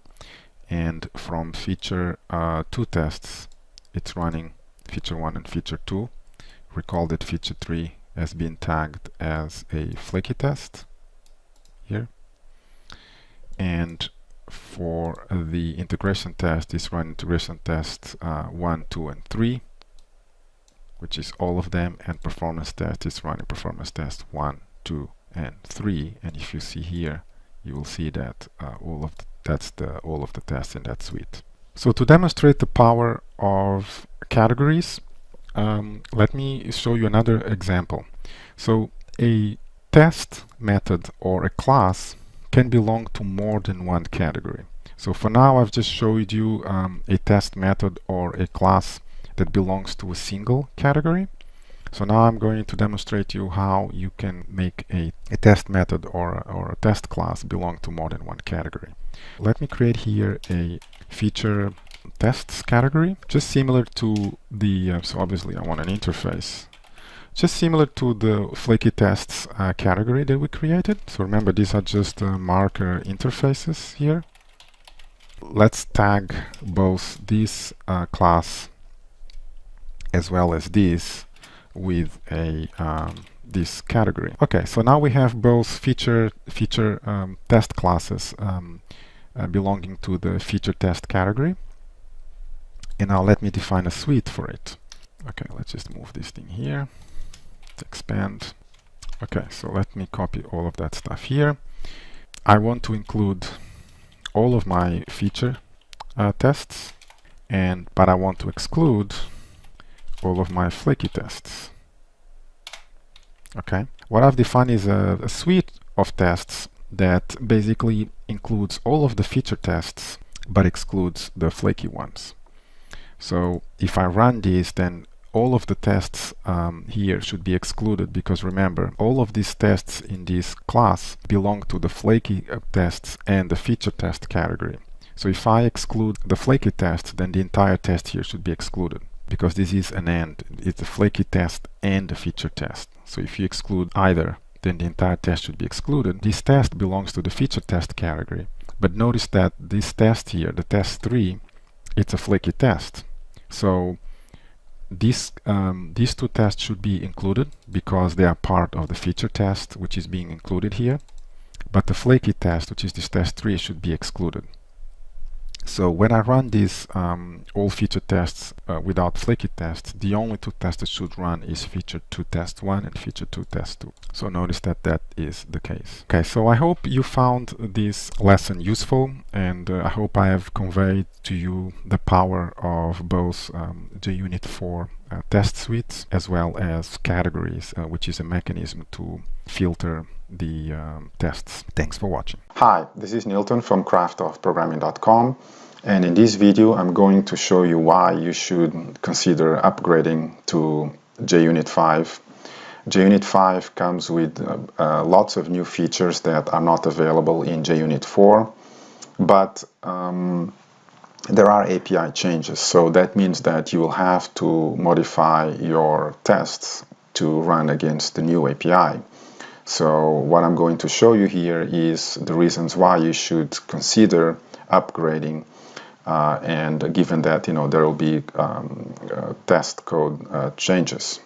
Okay, so basically, as you can see here, there are we're going to cover the awesome new features that JUnit 5 provides, which are not available in JUnit 4. JUnit 5 supports Java 8 lambdas, which JUnit 4 doesn't.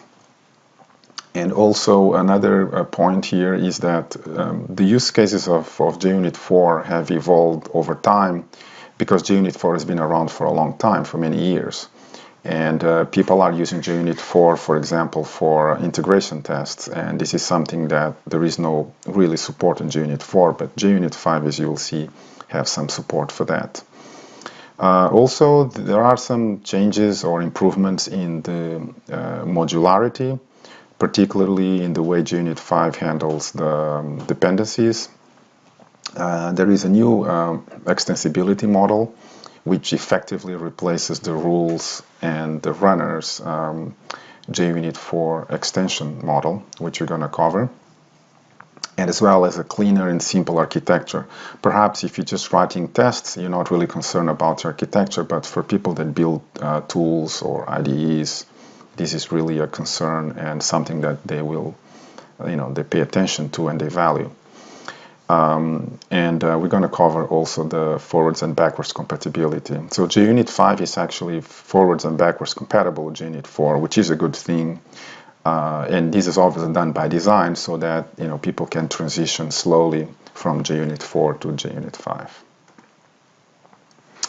Okay, so the new features that JUnit 5 supports are pretty much these are the main ones. So there is a new tag annotation.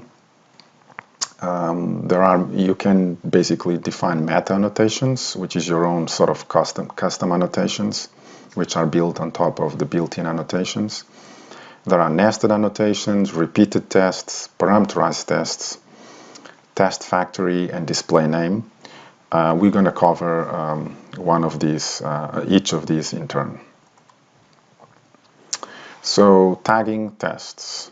So as in JUnit 4, you basically would use categories to do something equivalent here, and this tag basically enables you to just pass a string, and that's how you would tag your tests. For example, here my test, I am basically using the tag slow and tag integration to tag this my test. That's how I would basically tag these. And one other way that you could do the same thing is to define a meta annotation, which is this case here on slow integration test, where, as you can see, we're defining a tag integration and feature to define a slow integration test meta annotation that then you can use in your test. So both ways are equivalent. One uses just the built-in tags, another one uses a custom or meta annotation tag, but both are equivalent. Obviously, if you define this slow integration test custom or meta annotation, then it's more expressive. So this is a really nice way for you to tag your tests, and then you can use these to basically do, includes and excludes, just like the way you did for categories. So this is a brand new feature, JUnit 5, and it's less boilerplate code, less code to write, and for similar feature that you have in JUnit 4 for categories. So another new feature of JUnit 5 is nested tests. So now you can actually put effectively inner classes inside of classes for tests, and you can group your tests like that. This might be useful in for example, the canonical example that JUnit 5 shows is, for example, when you're testing a stack, which is obviously a deeply nested feature, data structure. And you can basically nest in with arbitrary depth or nesting level. You can do a nesting like that. So that's a nice way to group your tests when you are actually testing a data structure or something that has this nesting or inner classes structure, and your test is basically mimicking the structure of the code that you're testing. So that's the nested tag feature. Another one is repeated test. So the @repeated, and then you pass a number or an integer, which basically represents the number of times that you're going to run this test. And this is useful, for example, if you are testing some integration test, which maybe it's flaky, and you want to run it, n times. In this case, 42, to perhaps trigger some kind of problem that only happens, after a certain times of runs. I mean, this is just one use case. There are many other use cases for the repeated test, but this is, one very useful case or scenario for the repeated annotation. So another one is the parameterized tests. So as you know, in JUnit 4, you could write parameterized tests, but the parameters tag was applied at the class level. And the big difference from JUnit 4 and JUnit 5 in terms of the parameterized test is that now you can have parameterized tests tags at the test method level. And the other difference is that the parameterized tests in JUnit 4 were a special type of runner, and that meant that you couldn't, for example, use parameterized tests with, say, categories, because they were basically, two different runners, and you could only have one runner per class. So now the fact that now you can define parameterized tests at the test method level, you get basically two things. Firstly, you can have each test in a class can have its own parameters, sources, as I will show you, and also you can then group now in the same test. You can use a parameterized test, say, with categories, or the similar mechanism of categories, which is the tag that we covered in the previous slide. So in this example here, for the foo test method, we have a CSV source, and basically what that does is, you can see, we're basically passing, in this case, a pair of a string and an int to this method, and we're going to have basically two invocations of this method with those two pairs of parameters. And what you need to understand here is that the parameter types obviously have to match. So the other way you can define a parameterized test is using a method source, which is basically, as you can see, it provides a factory method to inject the parameters onto the test method. And the third one is basically sourcing it from a file. So the other feature is that JUnit 5 supports is dynamic tests. And as you can see, and this is using the test factory tag. And this is a really cool feature, because this basically is creating dynamically on the fly your actual test methods. Basically, there are different methods that or ways to generate. In this case, I'm creating a stream of dynamic tests. You can get a collection of dynamic tests. This is just an example. But the fundamental feature here is that the test body is actually being generated dynamically. And in this particular example that I have here, for each of the values of this stream, which is foo and bar, these two strings, I am mapping them onto a dynamic test whose first, here as you can see, whose first argument is the name of the test, and the second argument is effectively the body of the test method. So, and what I'm doing here, I'm just asserting that the length of this test name is equal to 3. So this is going to generate two dynamic test methods, one named foo and the other one named bar, and where the body of each of these two test methods is just basically containing this lambda, which asserts that this test name is equal to 3.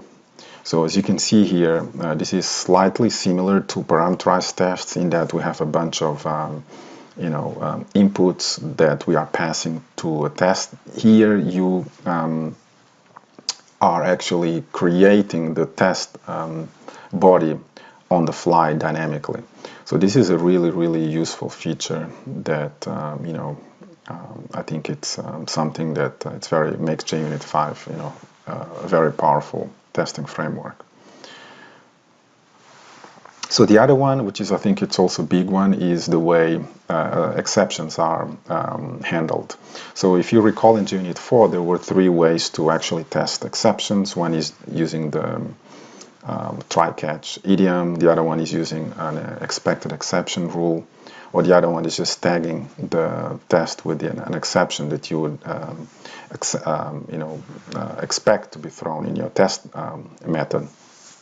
So these 3 ways of doing exception testing were basically unified into a single way, and that's how JUnit 5 now tests exceptions. So you basically have these assert, throws, a call here method. The first argument is the name of the exception that you are expecting to be thrown, and the second argument to a third throw is basically effectively the test body. So this is what you are going to test. This is a piece of code that you are expecting to throw this exception. And then a third throw gives you back the exception so that you can then assert the message that the exception wraps. So this basically does everything that we need, right? We can specify explicitly the exception that we expect. We specify the code that is supposed to throw this exception that we're expecting, and then assert throws gives us back the exception so that we can assert the message. So this is a unified way to test exceptions, and it's clean and it's neat and supports lambdas, and I think, in my opinion, it's a nice way to have a uniform, consistent way to test exceptions, as opposed to JUnit 4, where we had those 3 competing ways to test exceptions. Another one, I mean, this is a slightly small one. You can basically now tag or specify a custom test name, and when this test runs, instead of saying complex math, you will actually see 1 + 1 = 2 as the name of the test in the output. And this might be useful for cases where you need that really expressiveness on the test name, which matches the test body. Until now, I've shown you all the new features of JUnit 5 and the reasons why you should consider upgrading. I mean, learning JUnit 5 and upgrading. And that's the point of this tutorial, of this course tutorial of JUnit 5. But one thing that I want to mention here at the end is that rules are not supported in JUnit 5 any longer. I have another, in the next video I will go into the details about rules and runners when I cover the JUnit 5 architecture. But what I want to show here, or I want to say here, is that rules are not supported anymore. So what they have provided is a way to basically support JUnit 4 rules, but as you can see, it's a limited support. Basically, just support external resource, where temporary folder an example of, verifier, and expected exception. So it's a limited support of the existing JUnit 4 rules. And the way you do it is you use this @enable rule migration support tag at your tests. As you will see in the next video, the reason why rules have been pretty much discontinued in JUnit 5 is because they effectively compete with the runners mechanism, and the JUnit 5 designers made the decision to have a single unified extension model as opposed to have runners and rules. So they basically collapse both of these concepts into a single extension model using the extended with annotation. Okay, so I think this ends the all of the features, new features of JUnit 5, and why you should consider upgrading. In the next video, we will talk about the details of the extensibility model as well as JUnit 5 architecture. Thanks for watching. Hi, this is Nilton from craftofprogramming.com, and in this video I'm going to cover the details of the JUnit 5 architecture as well as the new extension model, which is key or core of a feature of JUnit 5. So we're going to cover the improve the changes in terms of the modularity in JUnit 5. Its architecture, which is much cleaner and simpler. And we're going to cover the extensibility model of JUnit 5, as well as the compatibility that aids, in the migration from JUnit 4 to JUnit 5. So this is a slide which is due to Mark Phillip from JUnit 5 team, and this is basically to highlight the problem of JUnit 4.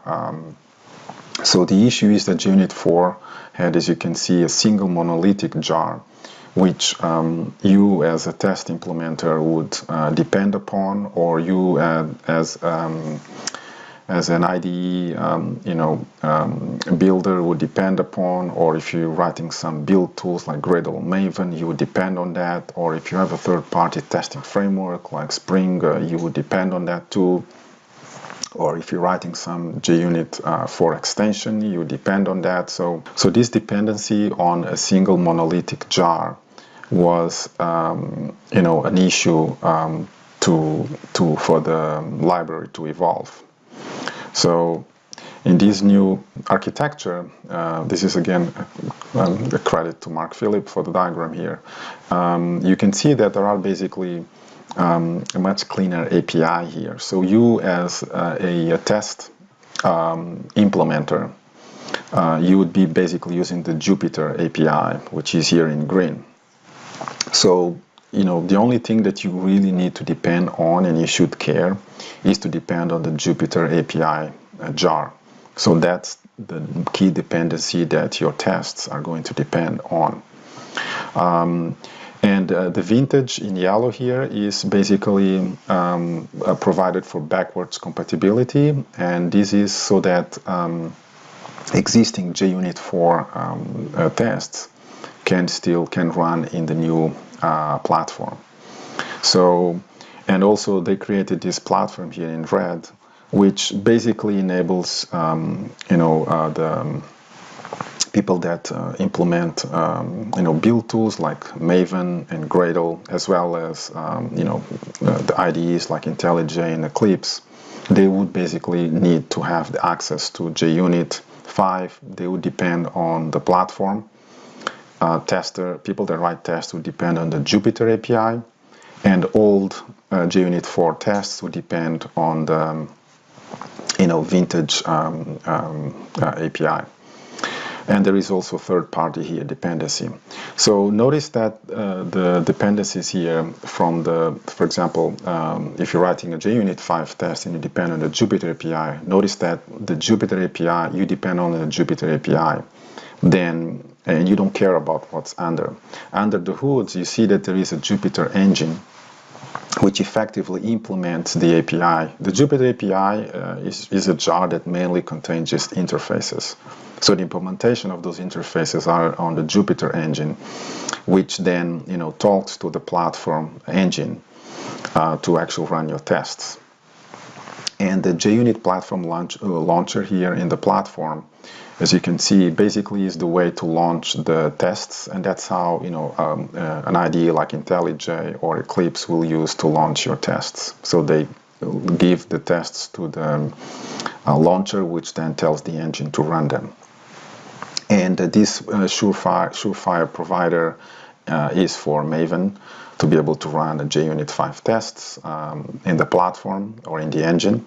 And the Gradle plugin, again, is to run Gradle tests.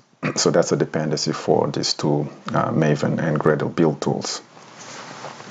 The other one here that you see, JUnit Platform Runner, is basic for forwards compatibility, and this is so that old IDEs that don't yet support JUnit 5, you can basically run JUnit 5 tests.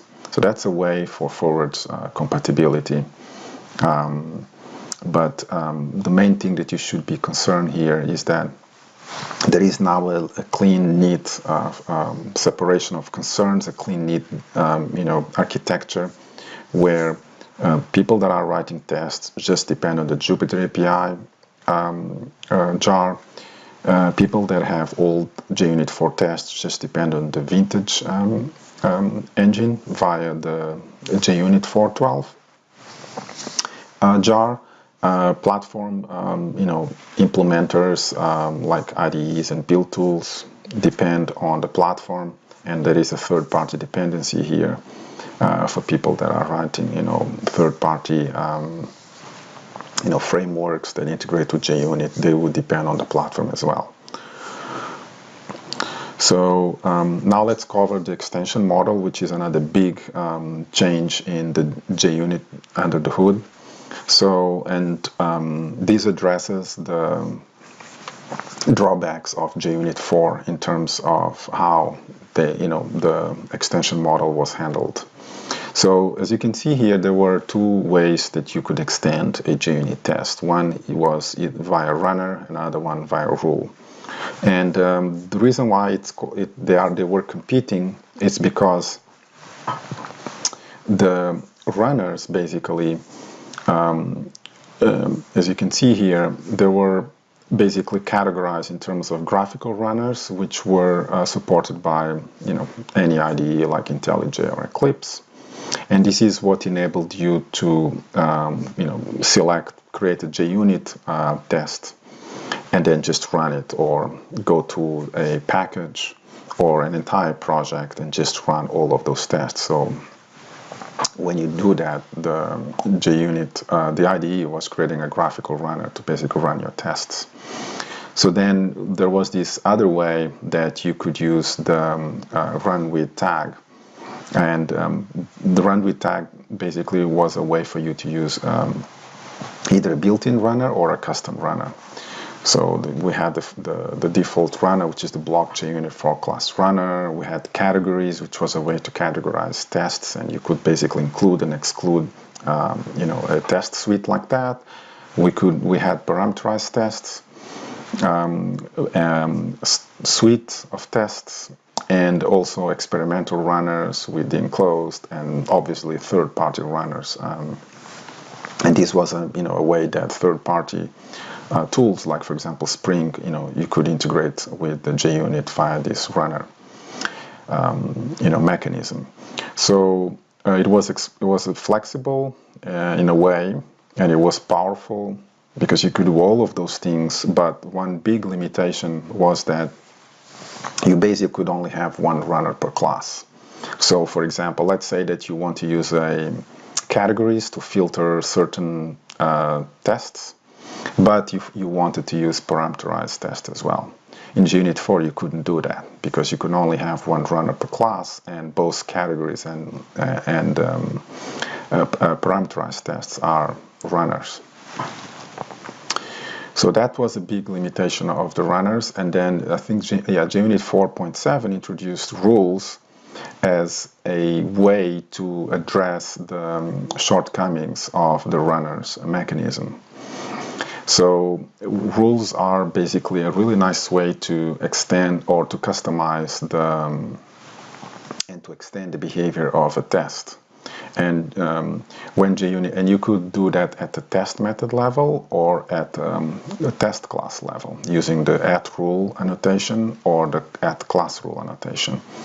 And JUnit 4.7 introduced the temporary folder rule, error code collector rule, test name, timeout, expected exception, class rule, external resource rule, and rule chain. And these are covered in this course. I have a lesson on rules. Please refer to that. And one nice thing about rules is that in a single test you could combine them. More than one rule, unlike the runner. The issue or the shortcoming with rules, as you can see, was that you could either apply a rule at a single rule at the method or at the class. So this was a shortcoming of rules. And because of this issue so you had these two ways to extend JUnit via runners or rules. And because of the limitations that they had, JUnit 5 introduced a completely new extension model using the extended with or extend with tag. So this is supposed to be the way that you extend the behavior of tests, and this should supersede or replace rules and runners in JUnit 5. So as you can see, unlike rules, you can apply the extend with at a class level and at the method level. And unlike runners, they can be combined, which seems something that rules provided. And you could also define meta annotations or your own annotations to have highly expressive tests. So again, the key takeaway here is that JUnit 5 does not support runners anymore. There is limited support for rules. And you should really be using the extend with mechanism as the single extension model in JUnit 5. So the extensibility model in JUnit 5 is basically comprised of these three categories. You have the conditional test execution, general purpose, extension points, and extension points which are tied to the life cycle. So these are basically just interfaces that you would have to implement to customize, the callback behavior. So conditional test execution category is basically the ones that control whether or not a test run, and container is at basically the entire class, and test is a condition on whether or not you want a specific test to execute. The general purpose test instance post-processor is the behavior or callback that is called after a specific instance of a class runs. Test execution exception handler is basically a callback or handler for exceptions that are thrown by any test. And parameter resolve, as the name implies, is a mechanism for you to customize the parameters that you can inject onto a JUnit 5 test method. And the test lifecycle callbacks, as you can see, they are basically tied to the main lifecycle of JUnit 5, which we're going to cover.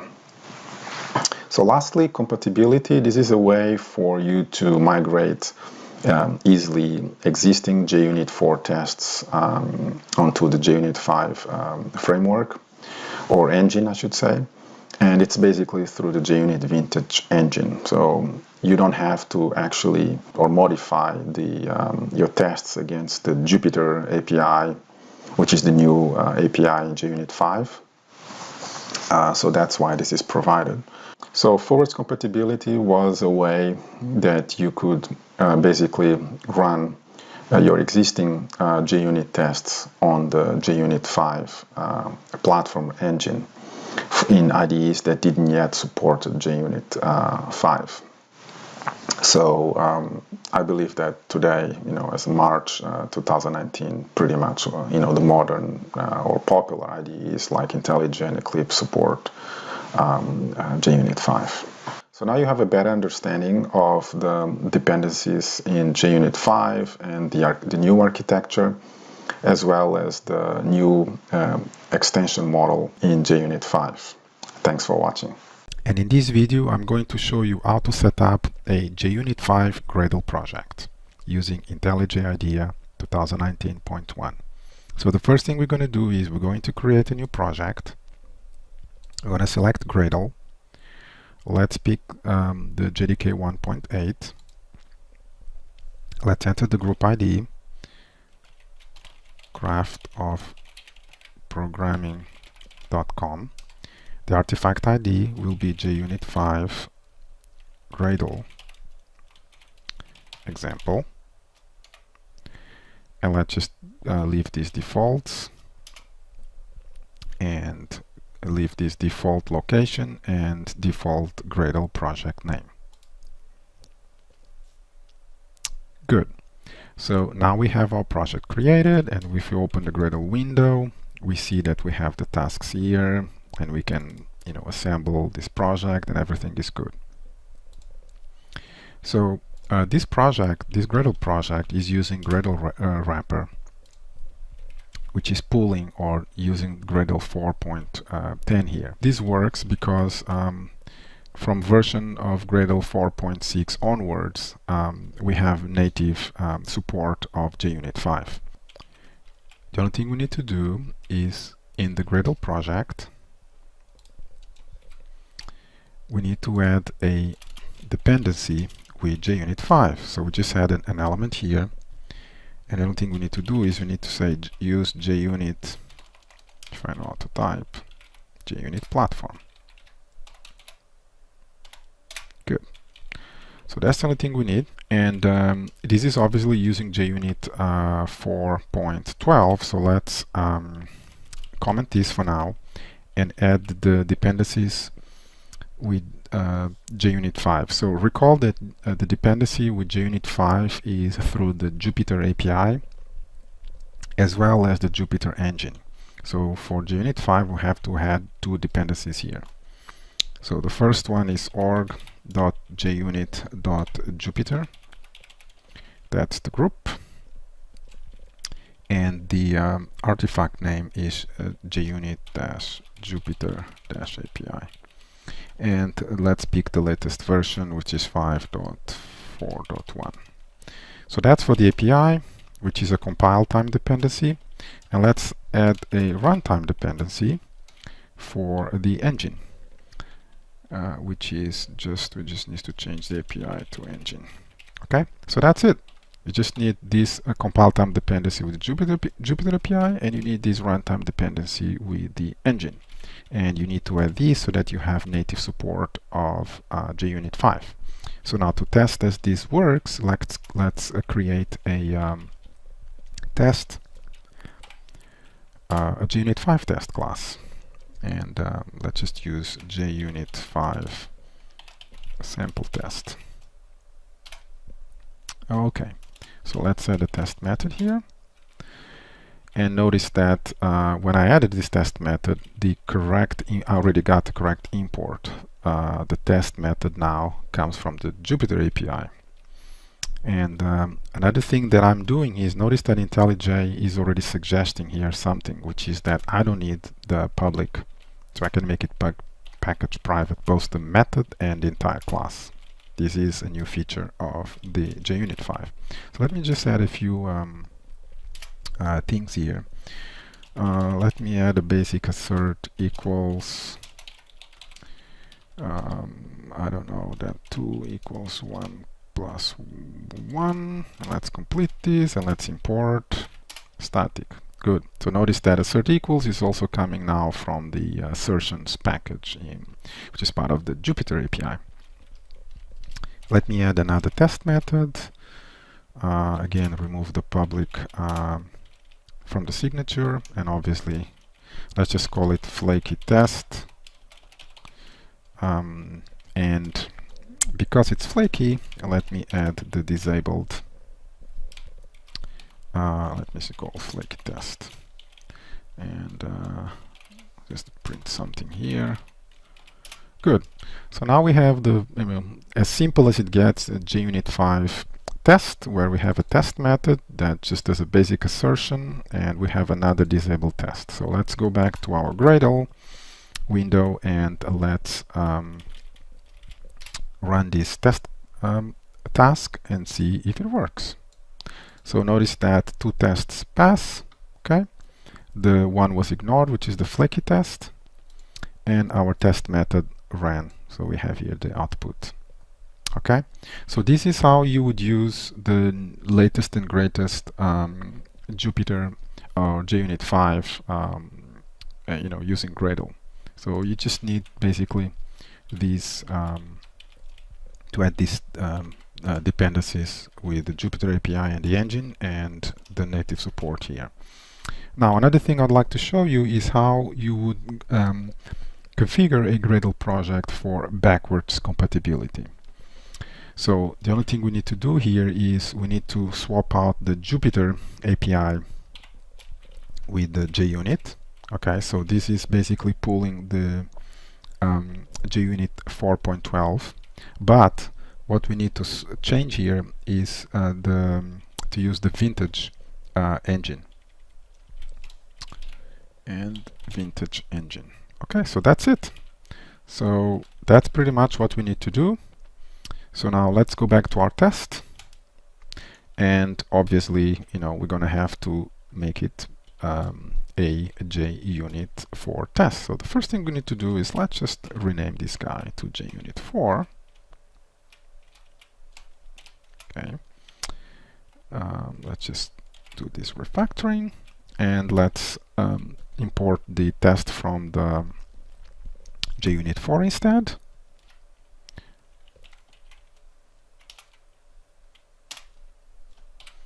Okay, so we have a basic, our plain vanilla JUnit 4 test, and let's go to our Gradle window and run our test. Good, so as you can see, 2 tests ran, 1 is ignored, and our test method passed. So this is how you would set up Gradle to run a JUnit 4 tests in the new JUnit 5 engine. So I hope you found this video useful. Thanks for watching. This is Nilton from craftoffprogramming.com, and in this video I'm going to show you how to set up a Maven project that works with JUnit 5 using IntelliJ IDEA 2019.1. So the first thing we're going to do is let's create a brand new Maven project.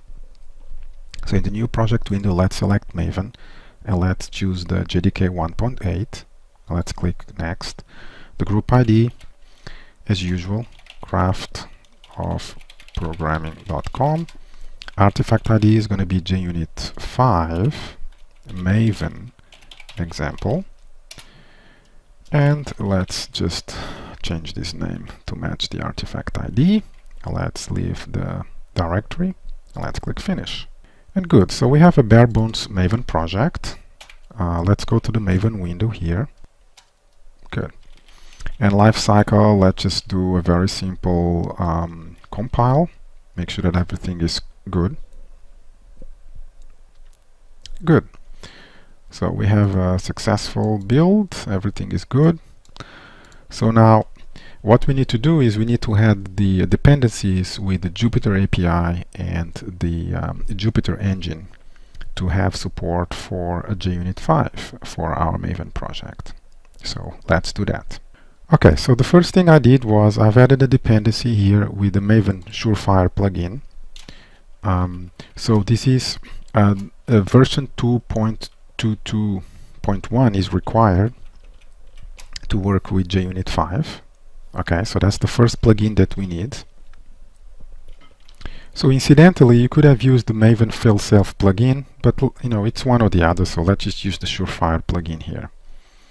And also I've added the dependencies with the Jupyter API using version 5.41, as well as the Jupyter engine, which is using the same version.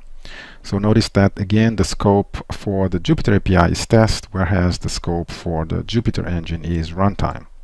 Okay, so again, let's go to our Maven window and just do a compile, make sure that everything still works fine. Good, still have a build success. Okay, so now that we have the Maven project set up, let's create our test class. Let's call it JUnit 5 Maven test, and make sure this thing that test class name ends with test or test case, because if not, the Maven Surefire plugin just ignores it. Okay, so let's add a test method here. And notice that as soon as I add the test annotation, the correct test import is being added from the Jupyter API. So let's add here some system out, and let's add a basic assert equals something very simple, 1 + 1, something simple like that, and let's add import statement. And again, notice that the assert equals is being sourced from the assertions package in the Jupyter API. Also, IntelliJ is telling me that I can make this, so I can also make the class package private. And let me add another test method. Obviously, let's change the name to flaky test. Let's add some system out here, and just to make sure that this test is not run, again, let's make it package private, and let's disable this. Flaky test. Okay, so what do we have here? We have a plain simple JUnit 5 test with a very simple assertion here. One of them is using the new disable. This is equivalent to JUnit 4 ignore, and this is basically just to test the Maven project that we set up. So let's run test, the test lifecycle phase here, and see. Okay, so notice that Maven has correctly ran our tests, and it detected no failures and no errors, and one test was skipped. Okay, and you can see that the test method here, printout, has been printed here. Okay, so this is how you can see how simple it is to set up a Maven JUnit 5 project. So now what I'm going to show you here is how to configure JUnit 5 to run JUnit 4 tests using Maven.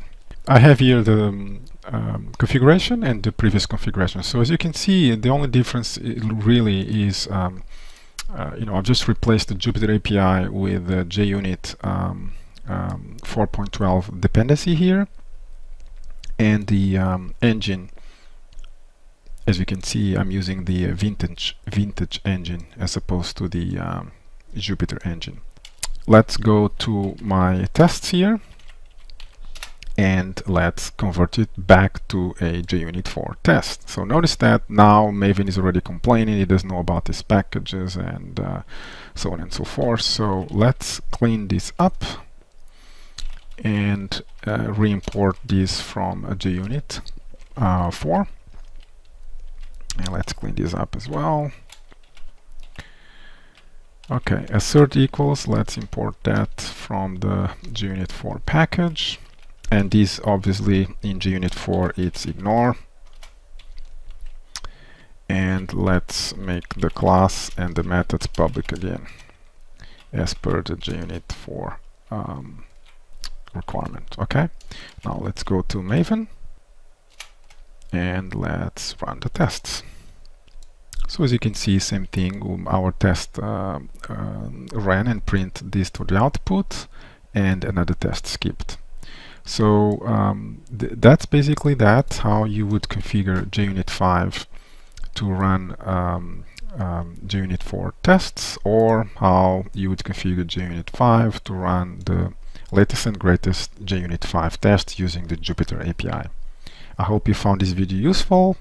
Thanks for watching. Hi, in this video we are going to cover the tag in JUnit 5, and tag concept in JUnit 5 is pretty much the same concept as categories in JUnit 4, which we covered on a previous lesson. So what I have here is the same JUnit 4 category example that we used in the previous lesson, and what I'm going to show you here is how to convert these JUnit 4 test suites using categories to the JUnit 5 equivalent mechanism using the tag annotation. So just very quickly here to review, we have a performance test class. We've got a regression tests class. We've got a feature 1 tests, the bunch of tests here, and feature 2 tests. Okay, so these are the 4 test suites that we've got.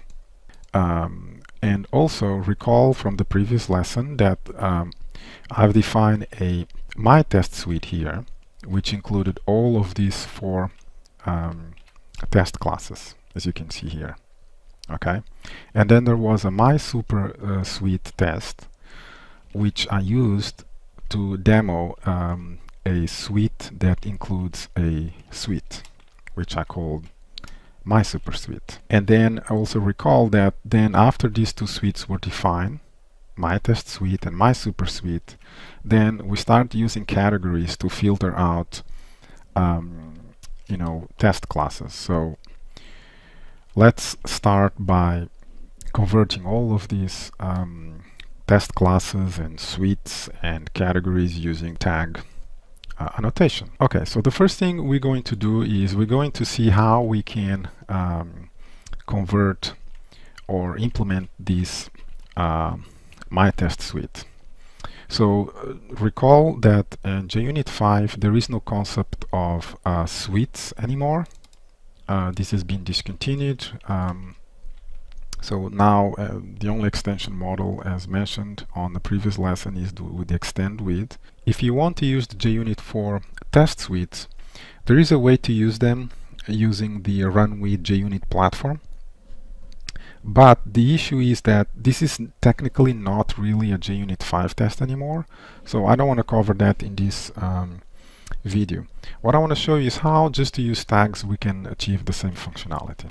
Okay, so the first thing we're going to do is let's convert all of these categories with tags. So basically what you need to do is you just need to replace category with the word tag, okay, which is how it's defined in the Jupyter API, and then we define the name of the tag with just strings. Okay, so we're gonna have this tag. Let's copy this.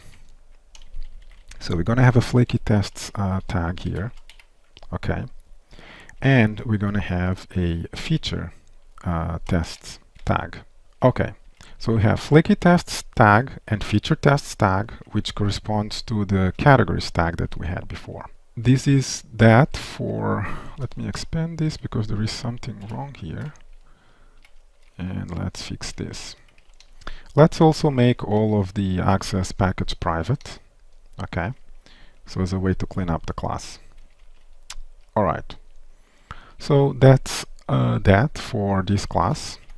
Now let's go to feature 2 tests and do exactly the same thing. So let's replace the category with the tag, and this tag is going to be called feature tests.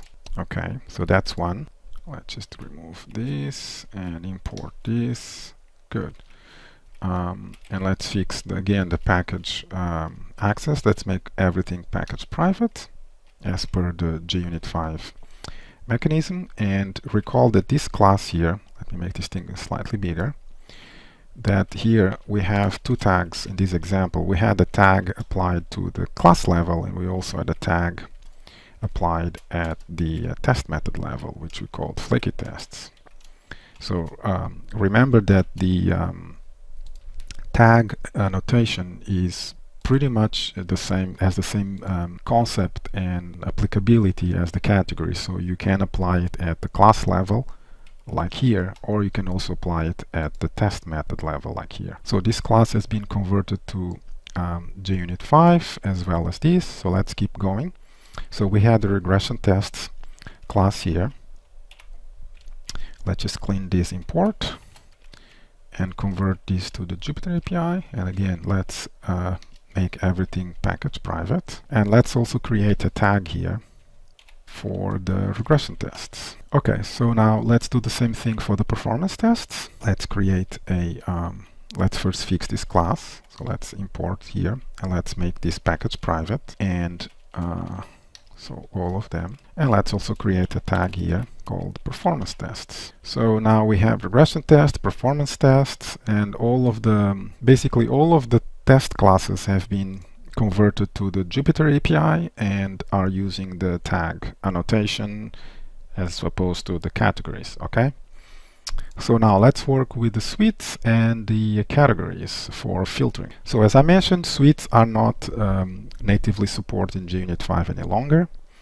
So we can't do this declaratively in JUnit 5 any longer. So what we're going to have to do is we're going to basically have to specify this suite in Gradle. Gradle build, which is the example I'm using. If you're using Maven, is pretty much the same, very similar mechanism.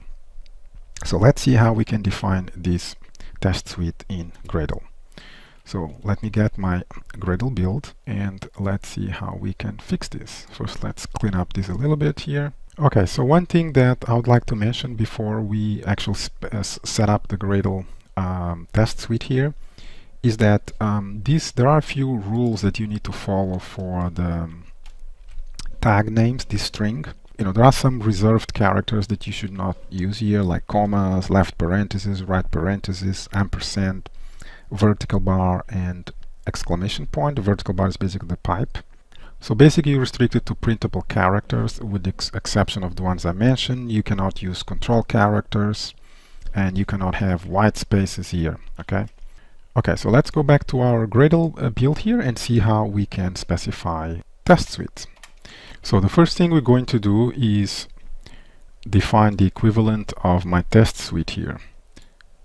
So recall that my test suite is basically including these 4 tests. So the way to do it in JUnit 5 with Gradle support is to use the include tags method. And basically what we do is we just basically create a list here of all of our tags that we define.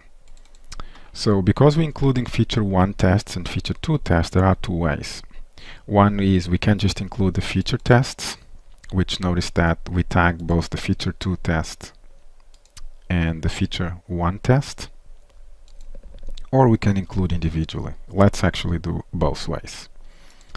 So the first one is, like I said, we're going to do feature 1 test followed by feature 2 test.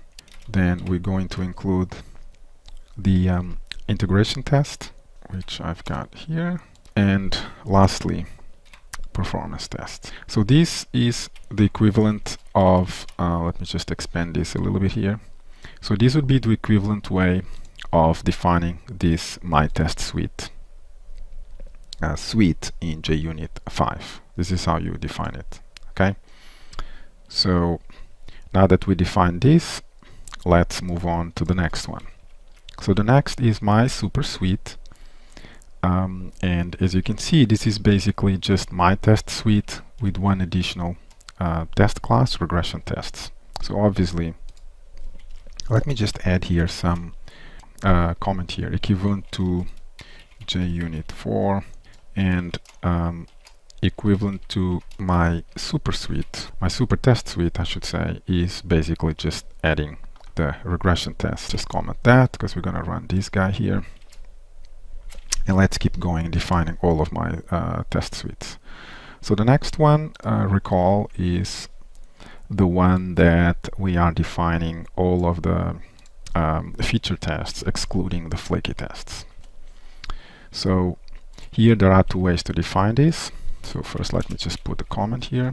So this is equivalent to this, and we can define it with include tags.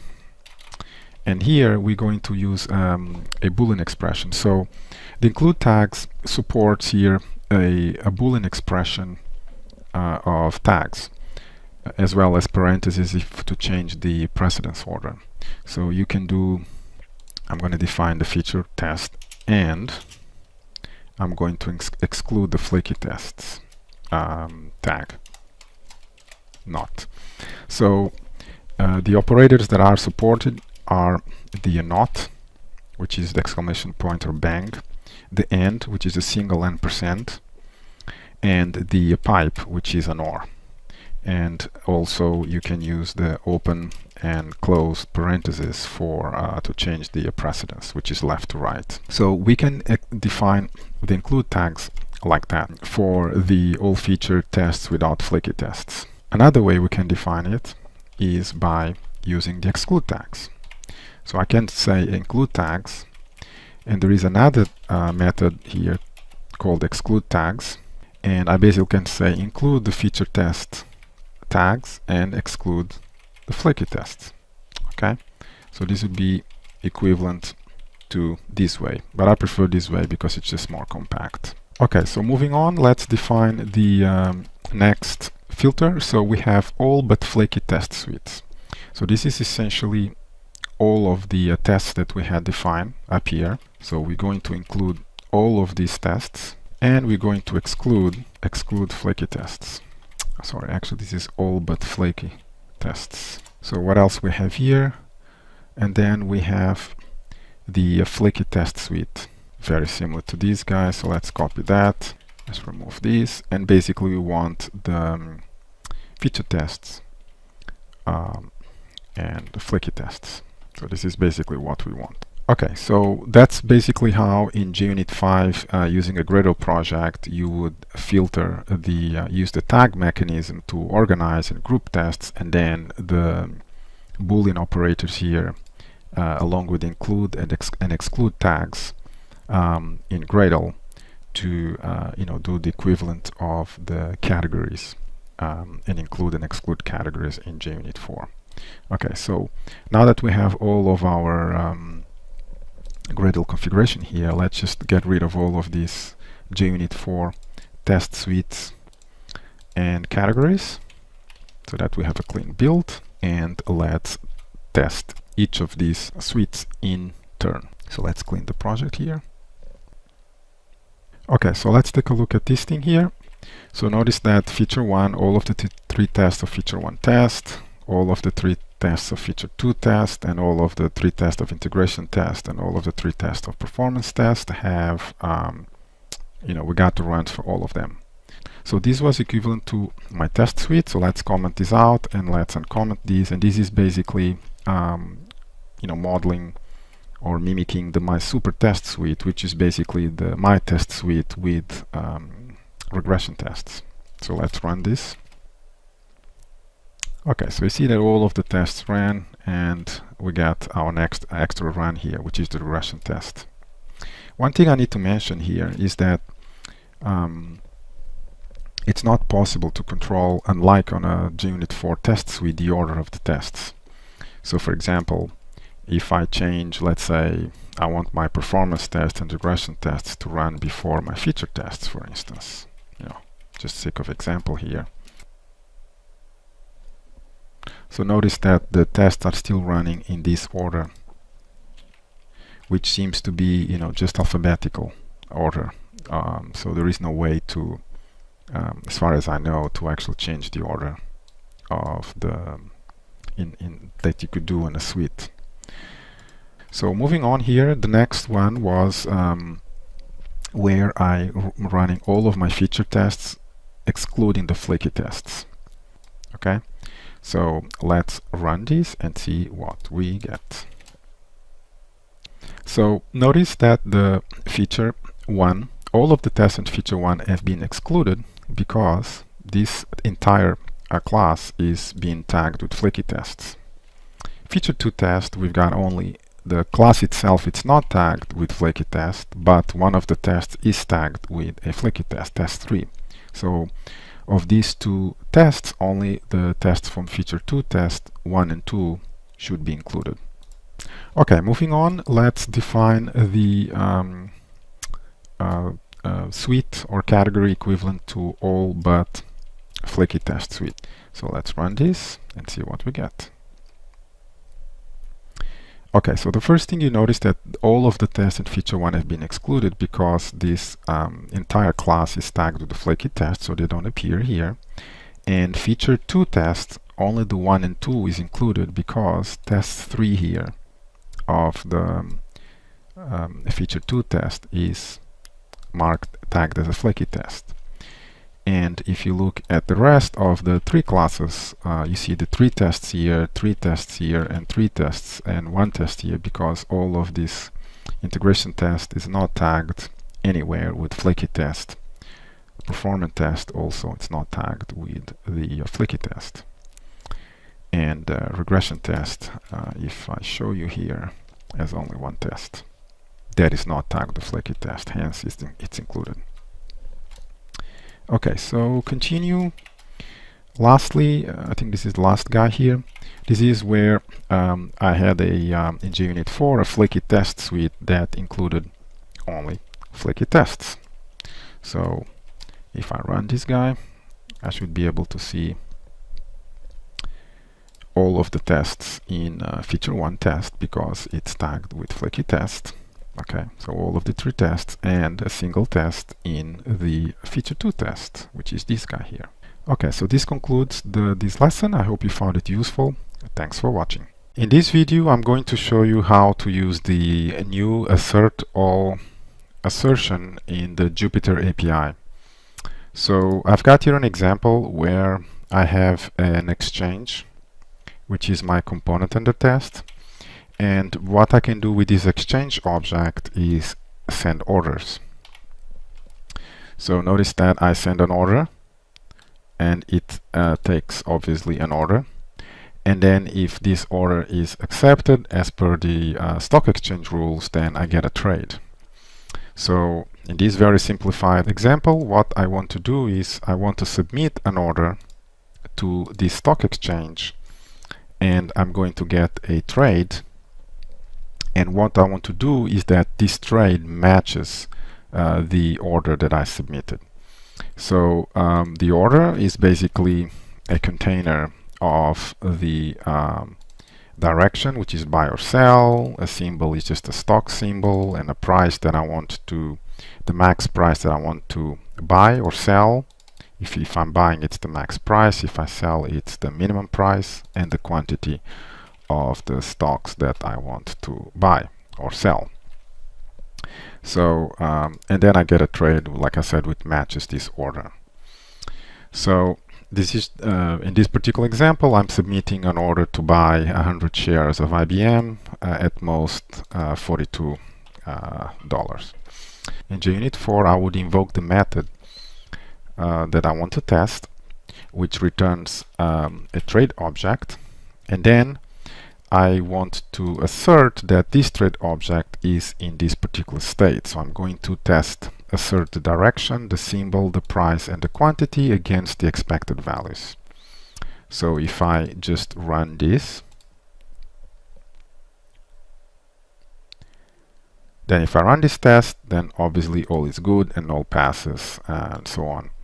However, if, for example, just for the sake of the example here, let's say that for whatever reason I'm expecting Apple, then what I want to show you here is that and you know what, let me just make another assertion here, a failure, to illustrate what happens here.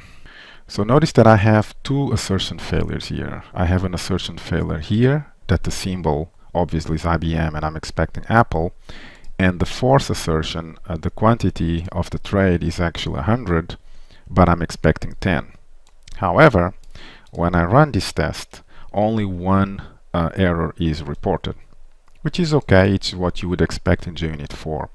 In other words, as soon as the first assertion fails, then the test is aborted and you get an assertion error for this assertion that failed.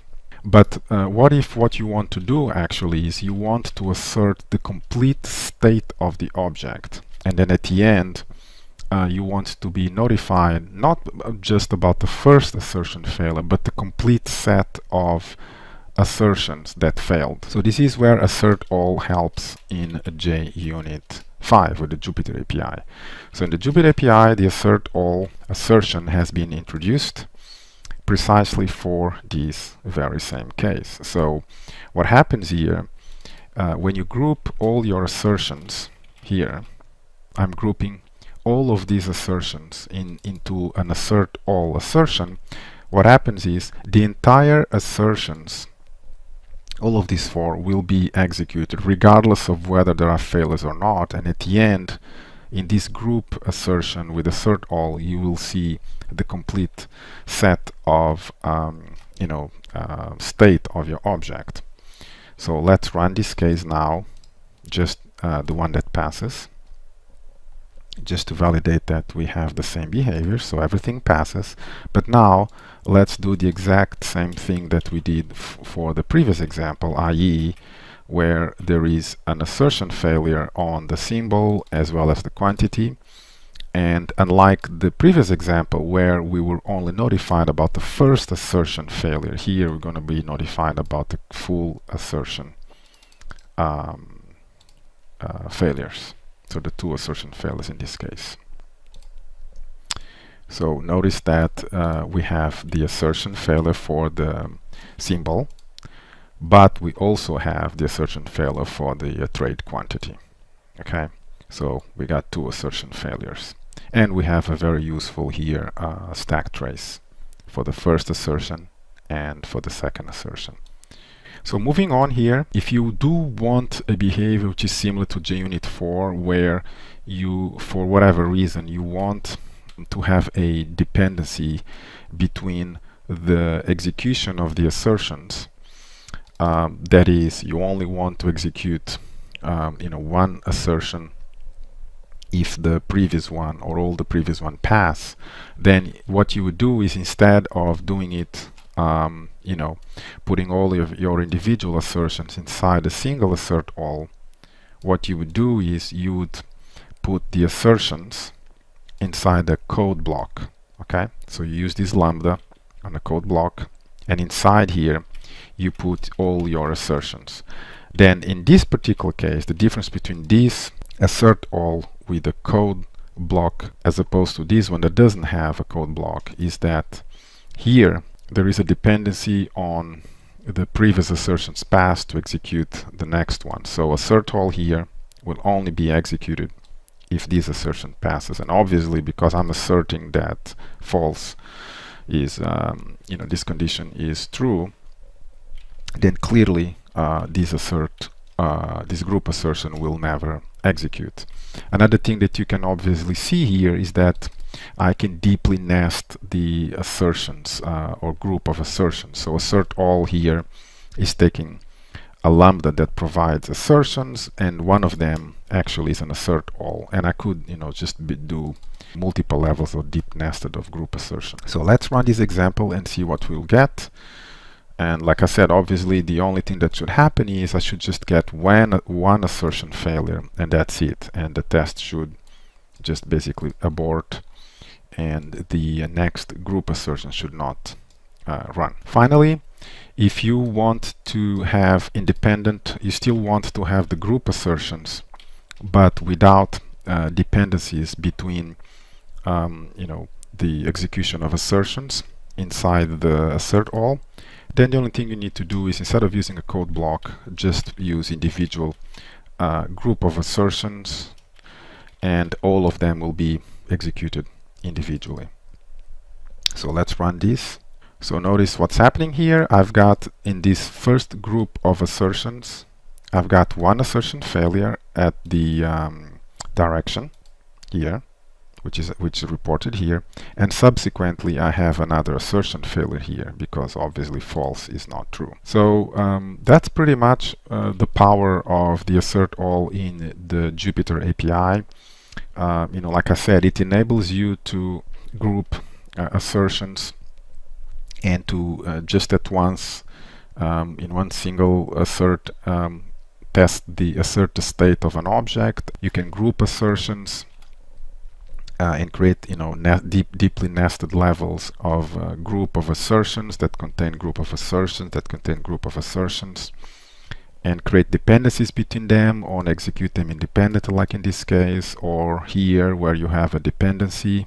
This only executes if the previous one passes because it's inside the code block. And obviously, you can just continue using the JUnit 4 style of assertions. So I hope you found this video useful on the power of the new assert all in the Jupyter API.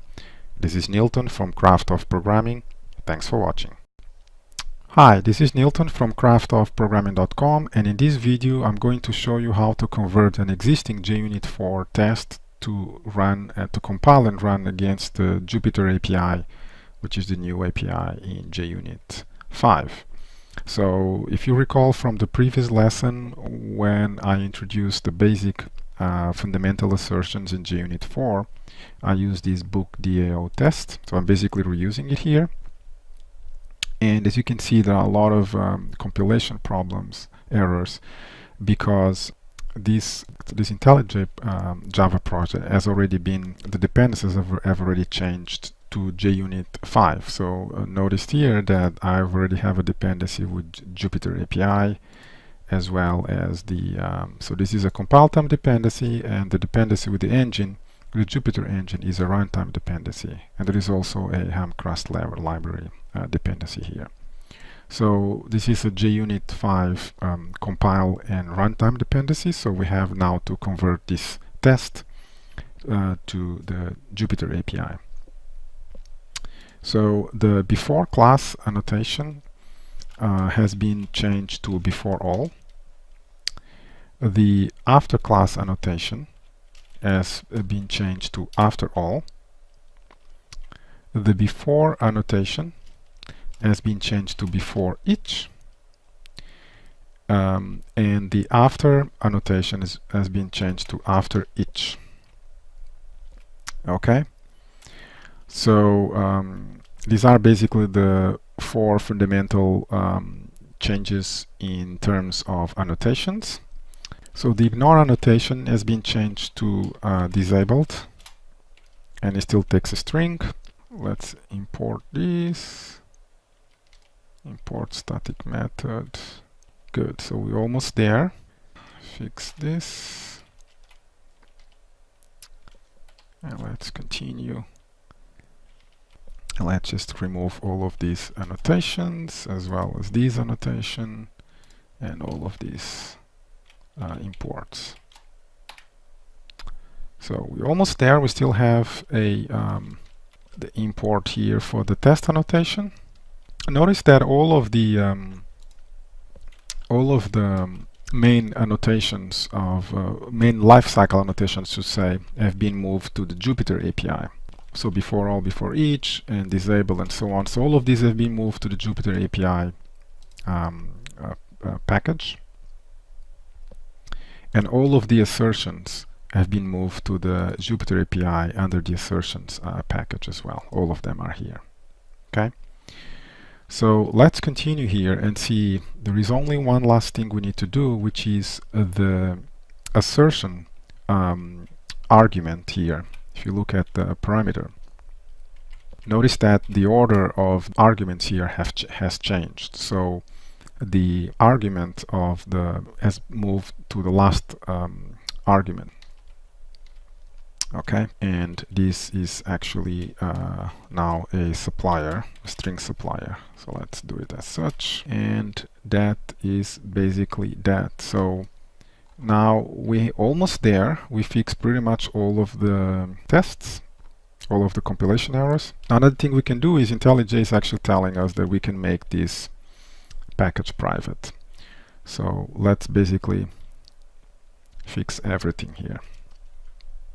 So at once we made the test class a package private, as well as all of the methods, as you can see. So all of the lifecycle methods, as well as test methods, have been made package private. Okay, now that we converted the project to the Jupyter API. Let's run and make sure that it still works.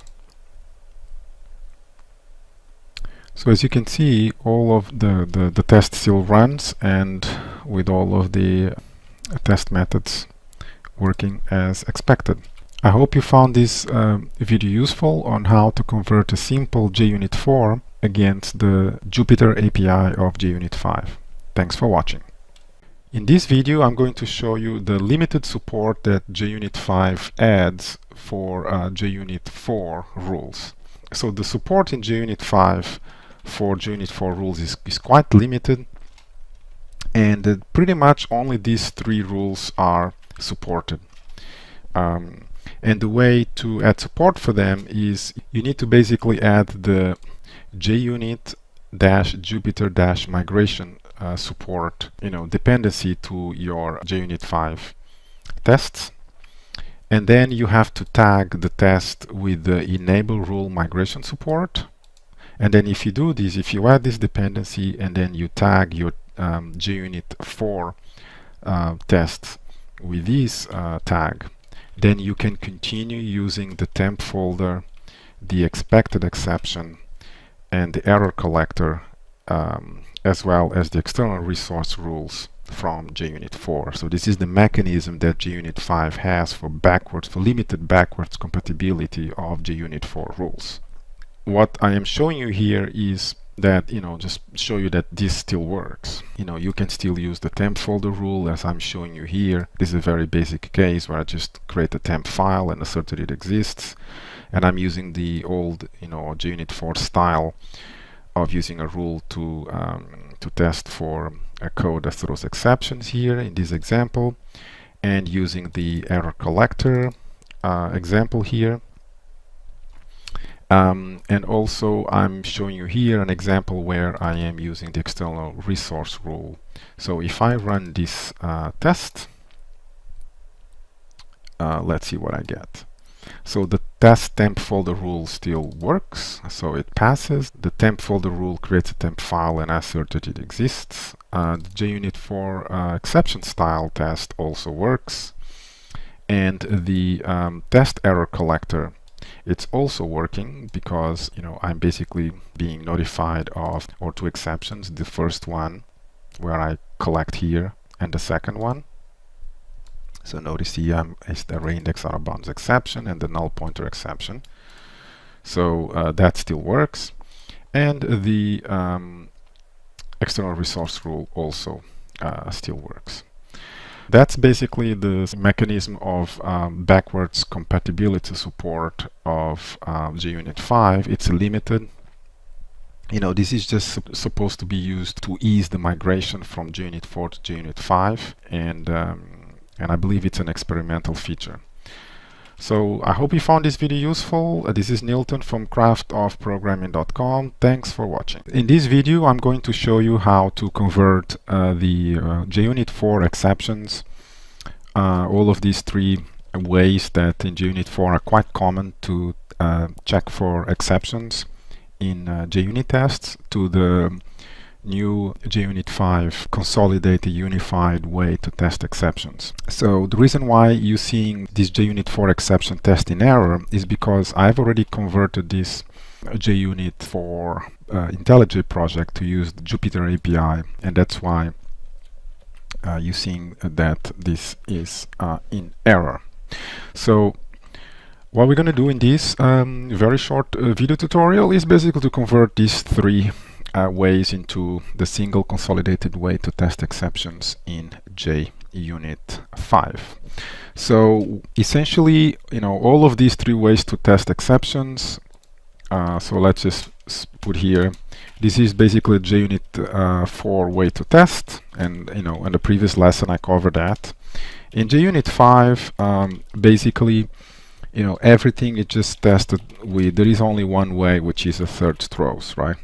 And this basically takes an exception class, and there is here a lambda, basically is the supplier of the method that you're testing, and then this guy here gives you back an exception, and And that's pretty much it. And then you use this exception on an assertion. For example, assert equals, and then you use this guy. You can get the message and you can do whatever you want with it. Typically you want to assert that, error message here that this exception throws, basically matches something here, right? So that's pretty much the idiom, unified single way of testing exceptions, JUnit 5. This method here, if you recall, we are basically calling a method here which doesn't throw an exception, and then one that throws. And then what I was highlighting here is that there is no way in this way of JUnit 4 to basically get the exception message back. So anyway, this is not the way to do it anymore. So anyway, what you need to do is you just do assert throws. You put the exception that you're expecting. So I'm expecting an array index out of bounds exception. And I will basically here put my supplier, which is, so my method supplier here will be basically this two. Let me import this. And now I can get the exception back. So this is basically my exception. And then I don't really need the entire that specific exception type. So now that we have the exception, we can just write a our assertion like we usually do. So we're going to assert that this the actual message contains the string, so basically the exception type here. And that's it. So that's pretty much how in JUnit 5 you test for exceptions. So all of these ways that were competing ways of testing exceptions in JUnit 4 have been consolidated into a single way of testing exceptions. I hope you found this video useful. Thanks for watching. In this video I'm going to show you how to rewrite the test name rule that is available in the JUnit 4 in JUnit 5 using the Jupyter API. So the test name rule is not supported any longer in JUnit 4, and this is how you would use it. You would declare it, and basically in your test method you would use the rule to give you the method name. So this is not supported anymore. So how would you do the same thing in a JUnit 5 using the Jupyter API? Well, the way to do it is using the test info object. So your test methods are overloaded with the test info, and this test info object that is passed into your test method, as well as the constructor as I showed you here, and a lifecycle method like before each or after each and so on, are parameterized or overloaded with the test info. And this test info object gives you the name of the display name, I should say, of the test, and we will see how to change these or specify these. It gives you the tags that you may be using in your tests, as well as the containing test class and a the method object using reflection. So for this example, I'm going to focus on the get tags and the display name. The test class itself has a display name. This is what, when you run the test, that's what's going to be displayed. Okay.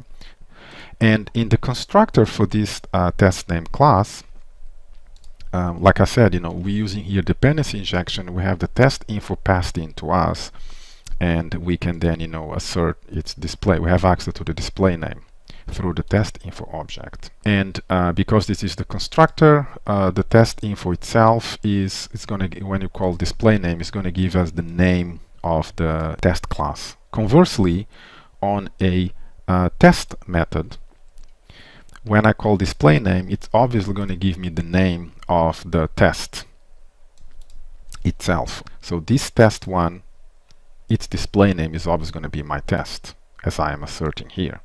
Notice that in this example I'm also using the test info get tags to get access to the tag that I'm specifying here. And another nice thing about this test info is that if I use it on a lifecycle method like before each, which recall is invoked before each test method is invoked, then I get access to either the myTest or the foo method, because remember, this is going to be called before test 1, and when it's called before test 1, the test info will have information about the test 1 test method. And when it is invoked before the foo test, then the test info will have the contextual information of the foo test. So let's run this and see how this is displayed in the output. So notice that foo is displayed as foo because I didn't change its display name. However, my test, which is the second test, instead of displaying as test 1, is displayed as my test. Also notice that the entire name of the test itself has been also renamed from test name replacement to JUnit 5 test name replacement. And obviously all of the assertions that I have here passed. What happens if I add another tag? So for example, I have my tag 1, I can have other tags, my tag 2, and obviously, you know, test info here, because this returns a set, then I will have my tag 1 inside the test info as well as my tag 2. Okay, so if I run this, then my expectation is that this will pass. Alright, okay, so I hope you found this video useful on how to replace the use of the test name rule in JUnit 5 using the Jupyter API. This is Nilton from craftofprogramming.com. Thanks for watching. In this lesson, we're going to cover JUnit 5 parameterized tests. In the previous lesson, I already covered JUnit 4 parameterized tests. This lesson is going to cover exclusively parameterized tests using the Jupyter API. What we're going to cover in this video is the @ValueSource annotation. This annotation is used to inject a parameter or list of parameters to a method, a test method that has takes a single argument or parameter. We're going to cover the null source, empty source, or the null and empty source, which is an annotation used to inject, as the name implies, null values or empty values. And we're going to see which types are covered by this annotation. We're going to cover the @enum source, which is used to, as the name implies, to inject or to pass in values to test method that takes enum. We're going to use the method source, which effectively, as you see, supports single and multiple argument injection via a factory method. Then we're going to cover CSV source, which, as the name implies, enables you to specify a list of CSV comma-separated values onto your test method, and you can either do it explicitly in code, or you can load these CSV files from a file. And we're going to see how we can specify aggregate values as opposed to individual values, and also the some facilities that the Jupyter API supports in terms of conversion, especially from strings to any of the primitives and collections or arrays types in Java. There are a few advanced features that we're not going to cover, which is the argument source, convert with, and aggregated with, or aggregate with. These are, in a way, corner cases, or not so used features, which for an introductory tutorial on JUnit 5, I didn't feel that it made sense to include them here. Okay, so let's now start with the basics, which is value source. So the value source, basically, as I mentioned, is used for a test methods that take a single argument, and you can specify an array of literal values of type primitives. Any of the primitives is supported, so you can specify ints here, or string, or bytes, or longs, or doubles. you can also specify a class, the class type. So the way you basically tag a test method as a parameterized test method is using the @parameterized test annotation. And this name here that I'm putting is optional. So you don't have to specify it. It's recommended to specify it so that when you run the test, you have a more descriptive test name in the output that you can refer to. The index is basically the account of the test's invocation, and then you've got, just like in JUnit 4, these placeholders which are going to be expanded with the actual value or the actual parameter that you are injecting. So because the value source this method only takes a single argument, then it only makes sense to use one single index. And what I'm doing here is something very simple. I'm basically injecting a symbol out of this provided by this list, and then I'm just asserting that that this symbol, it's actually one of these guys here. So let's run this and see what we get.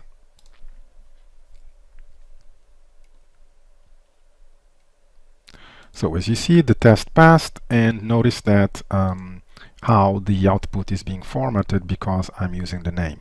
So I've got the index 1, 2, 3, and then the actual placeholder here is being expanded by the actual value of the parameter that I'm passing to the method, IBM, Apple, and Google, and the assertion is passing. I mean, like I said, this is not mandatory. If I don't specify this and I just run the test, then obviously I'm going to have the default name that JUnit provides, just like that.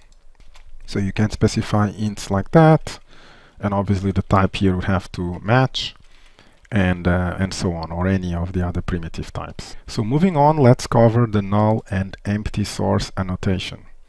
So as mentioned, the null and empty source is a convenient annotation which basically aggregates the behavior of the null source and the empty source. So in other words, this writing null and empty source is exactly the same thing as putting a null source and the empty source. So this would be equivalent, but obviously, if you want the behavior of both, then they just provide this notation as a convenience. And anyway, null and empty source is useful when you have a test method that accepts either a string or a collection or an array. So this is not suitable for primitive parameter types. And you would want to test boundary conditions where if I pass a null, what happens, or if I pass an empty string, what happens, right? That's how this is convenient and useful, right? So let's run this and see what happens. So notice that my null, empty, and blank string test method got passed a null and empty string.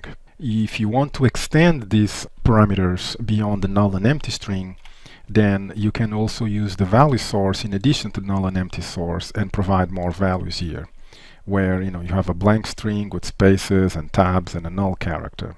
So again, if I run these, obviously now I'm going to have 6 test method invocations with all of these values. So moving on, the next annotation is @enum source, and this annotation is useful for test methods that accept, like the name implies, an enum. And the most simple case that you have is you have your parameterized test, and an enum source, you specify the enum, and in your test that accepts the enum, you basically are passed all of the possible values of that enum, and then you do whatever you want to do with it. So in this particular case, the direction for the trade, it's a buy, sell, or hidden. Hidden is in case you don't want to reveal whether you're buying or selling. And because this direction enum contains 3 values, then this method, I'm going to have 3 invocations of this method, each for one of these values of this enum. So if I run this, then I have the 3 invocations, one for each of the enum values. If for whatever reason you don't want that behavior, you want to restrict the enum values that you want to pass into the method, then it's very simple. The only thing you need to do is you basically have in the enum source, you specify explicit names of the enums that you want to pass. So if you now run this, then notice that instead of having all of the possible enums invocations of this method, I just have a single invocation of this name. An equivalent way to do that is to actually exclude. There is another parameter here called mode, which you can exclude the values that you don't want to run. So because this enum contains by, cell, and hidden, then this method and this method are completely, obviously equivalent.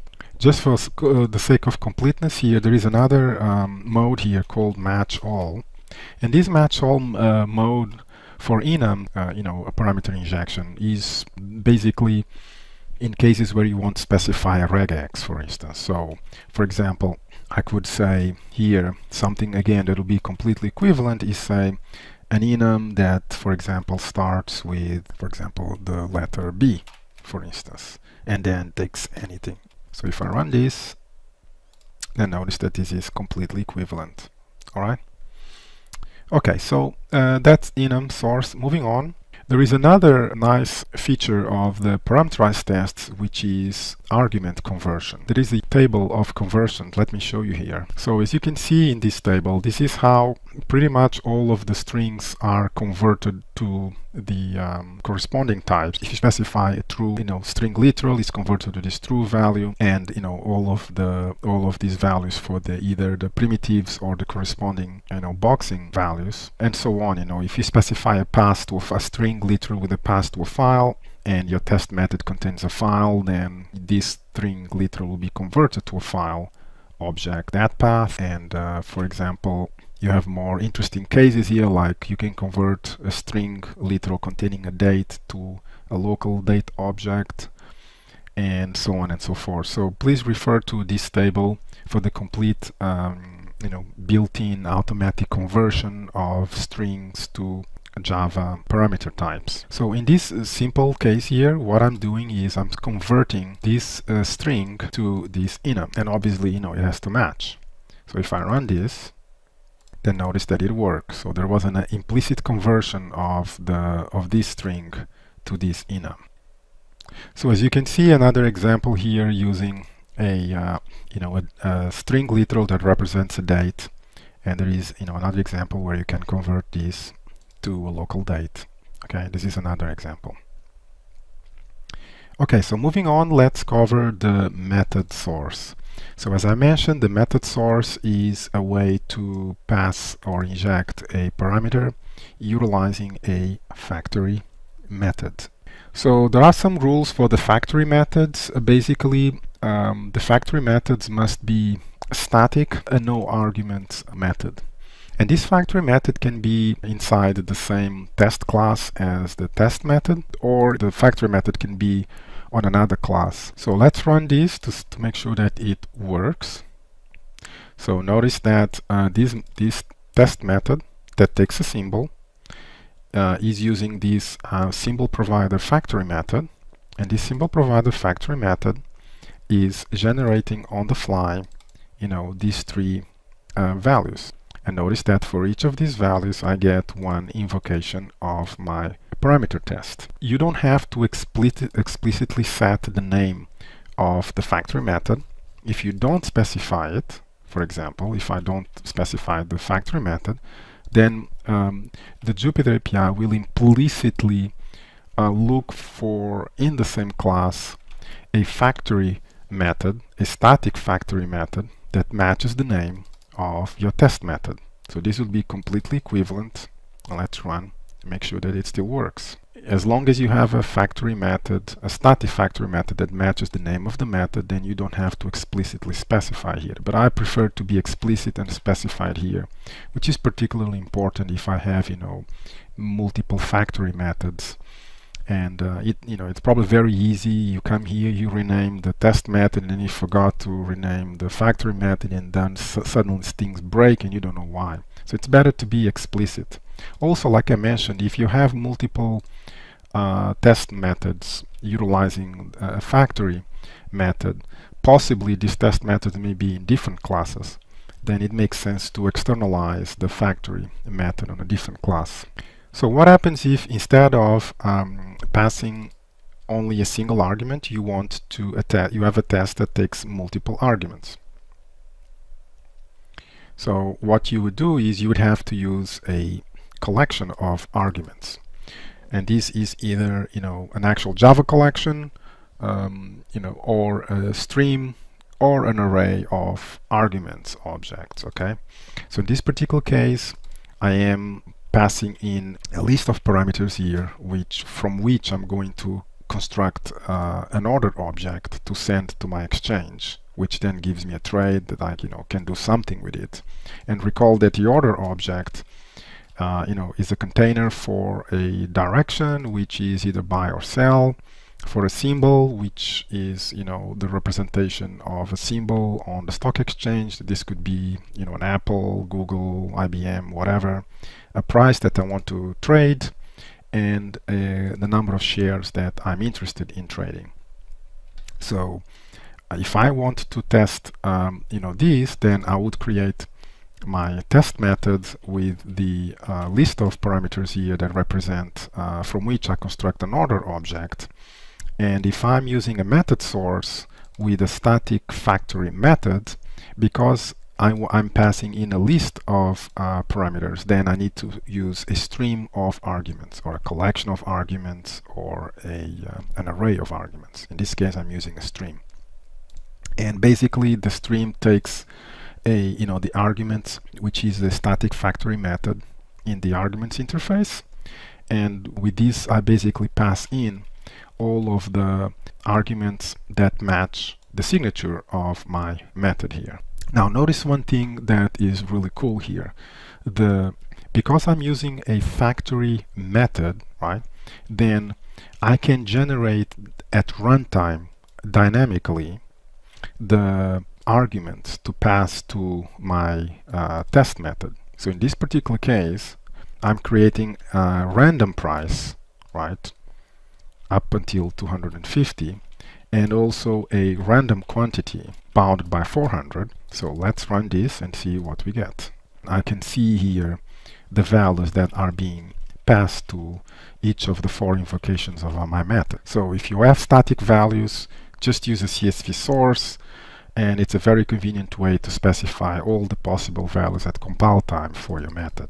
If I run this test again, I'm going to have 4 invocations of my test method, each per line here, right, as I'm specifying here. One issue that you may have with having this large parameter list here is that this might start to be a little bit hard to understand or read or maintain, right?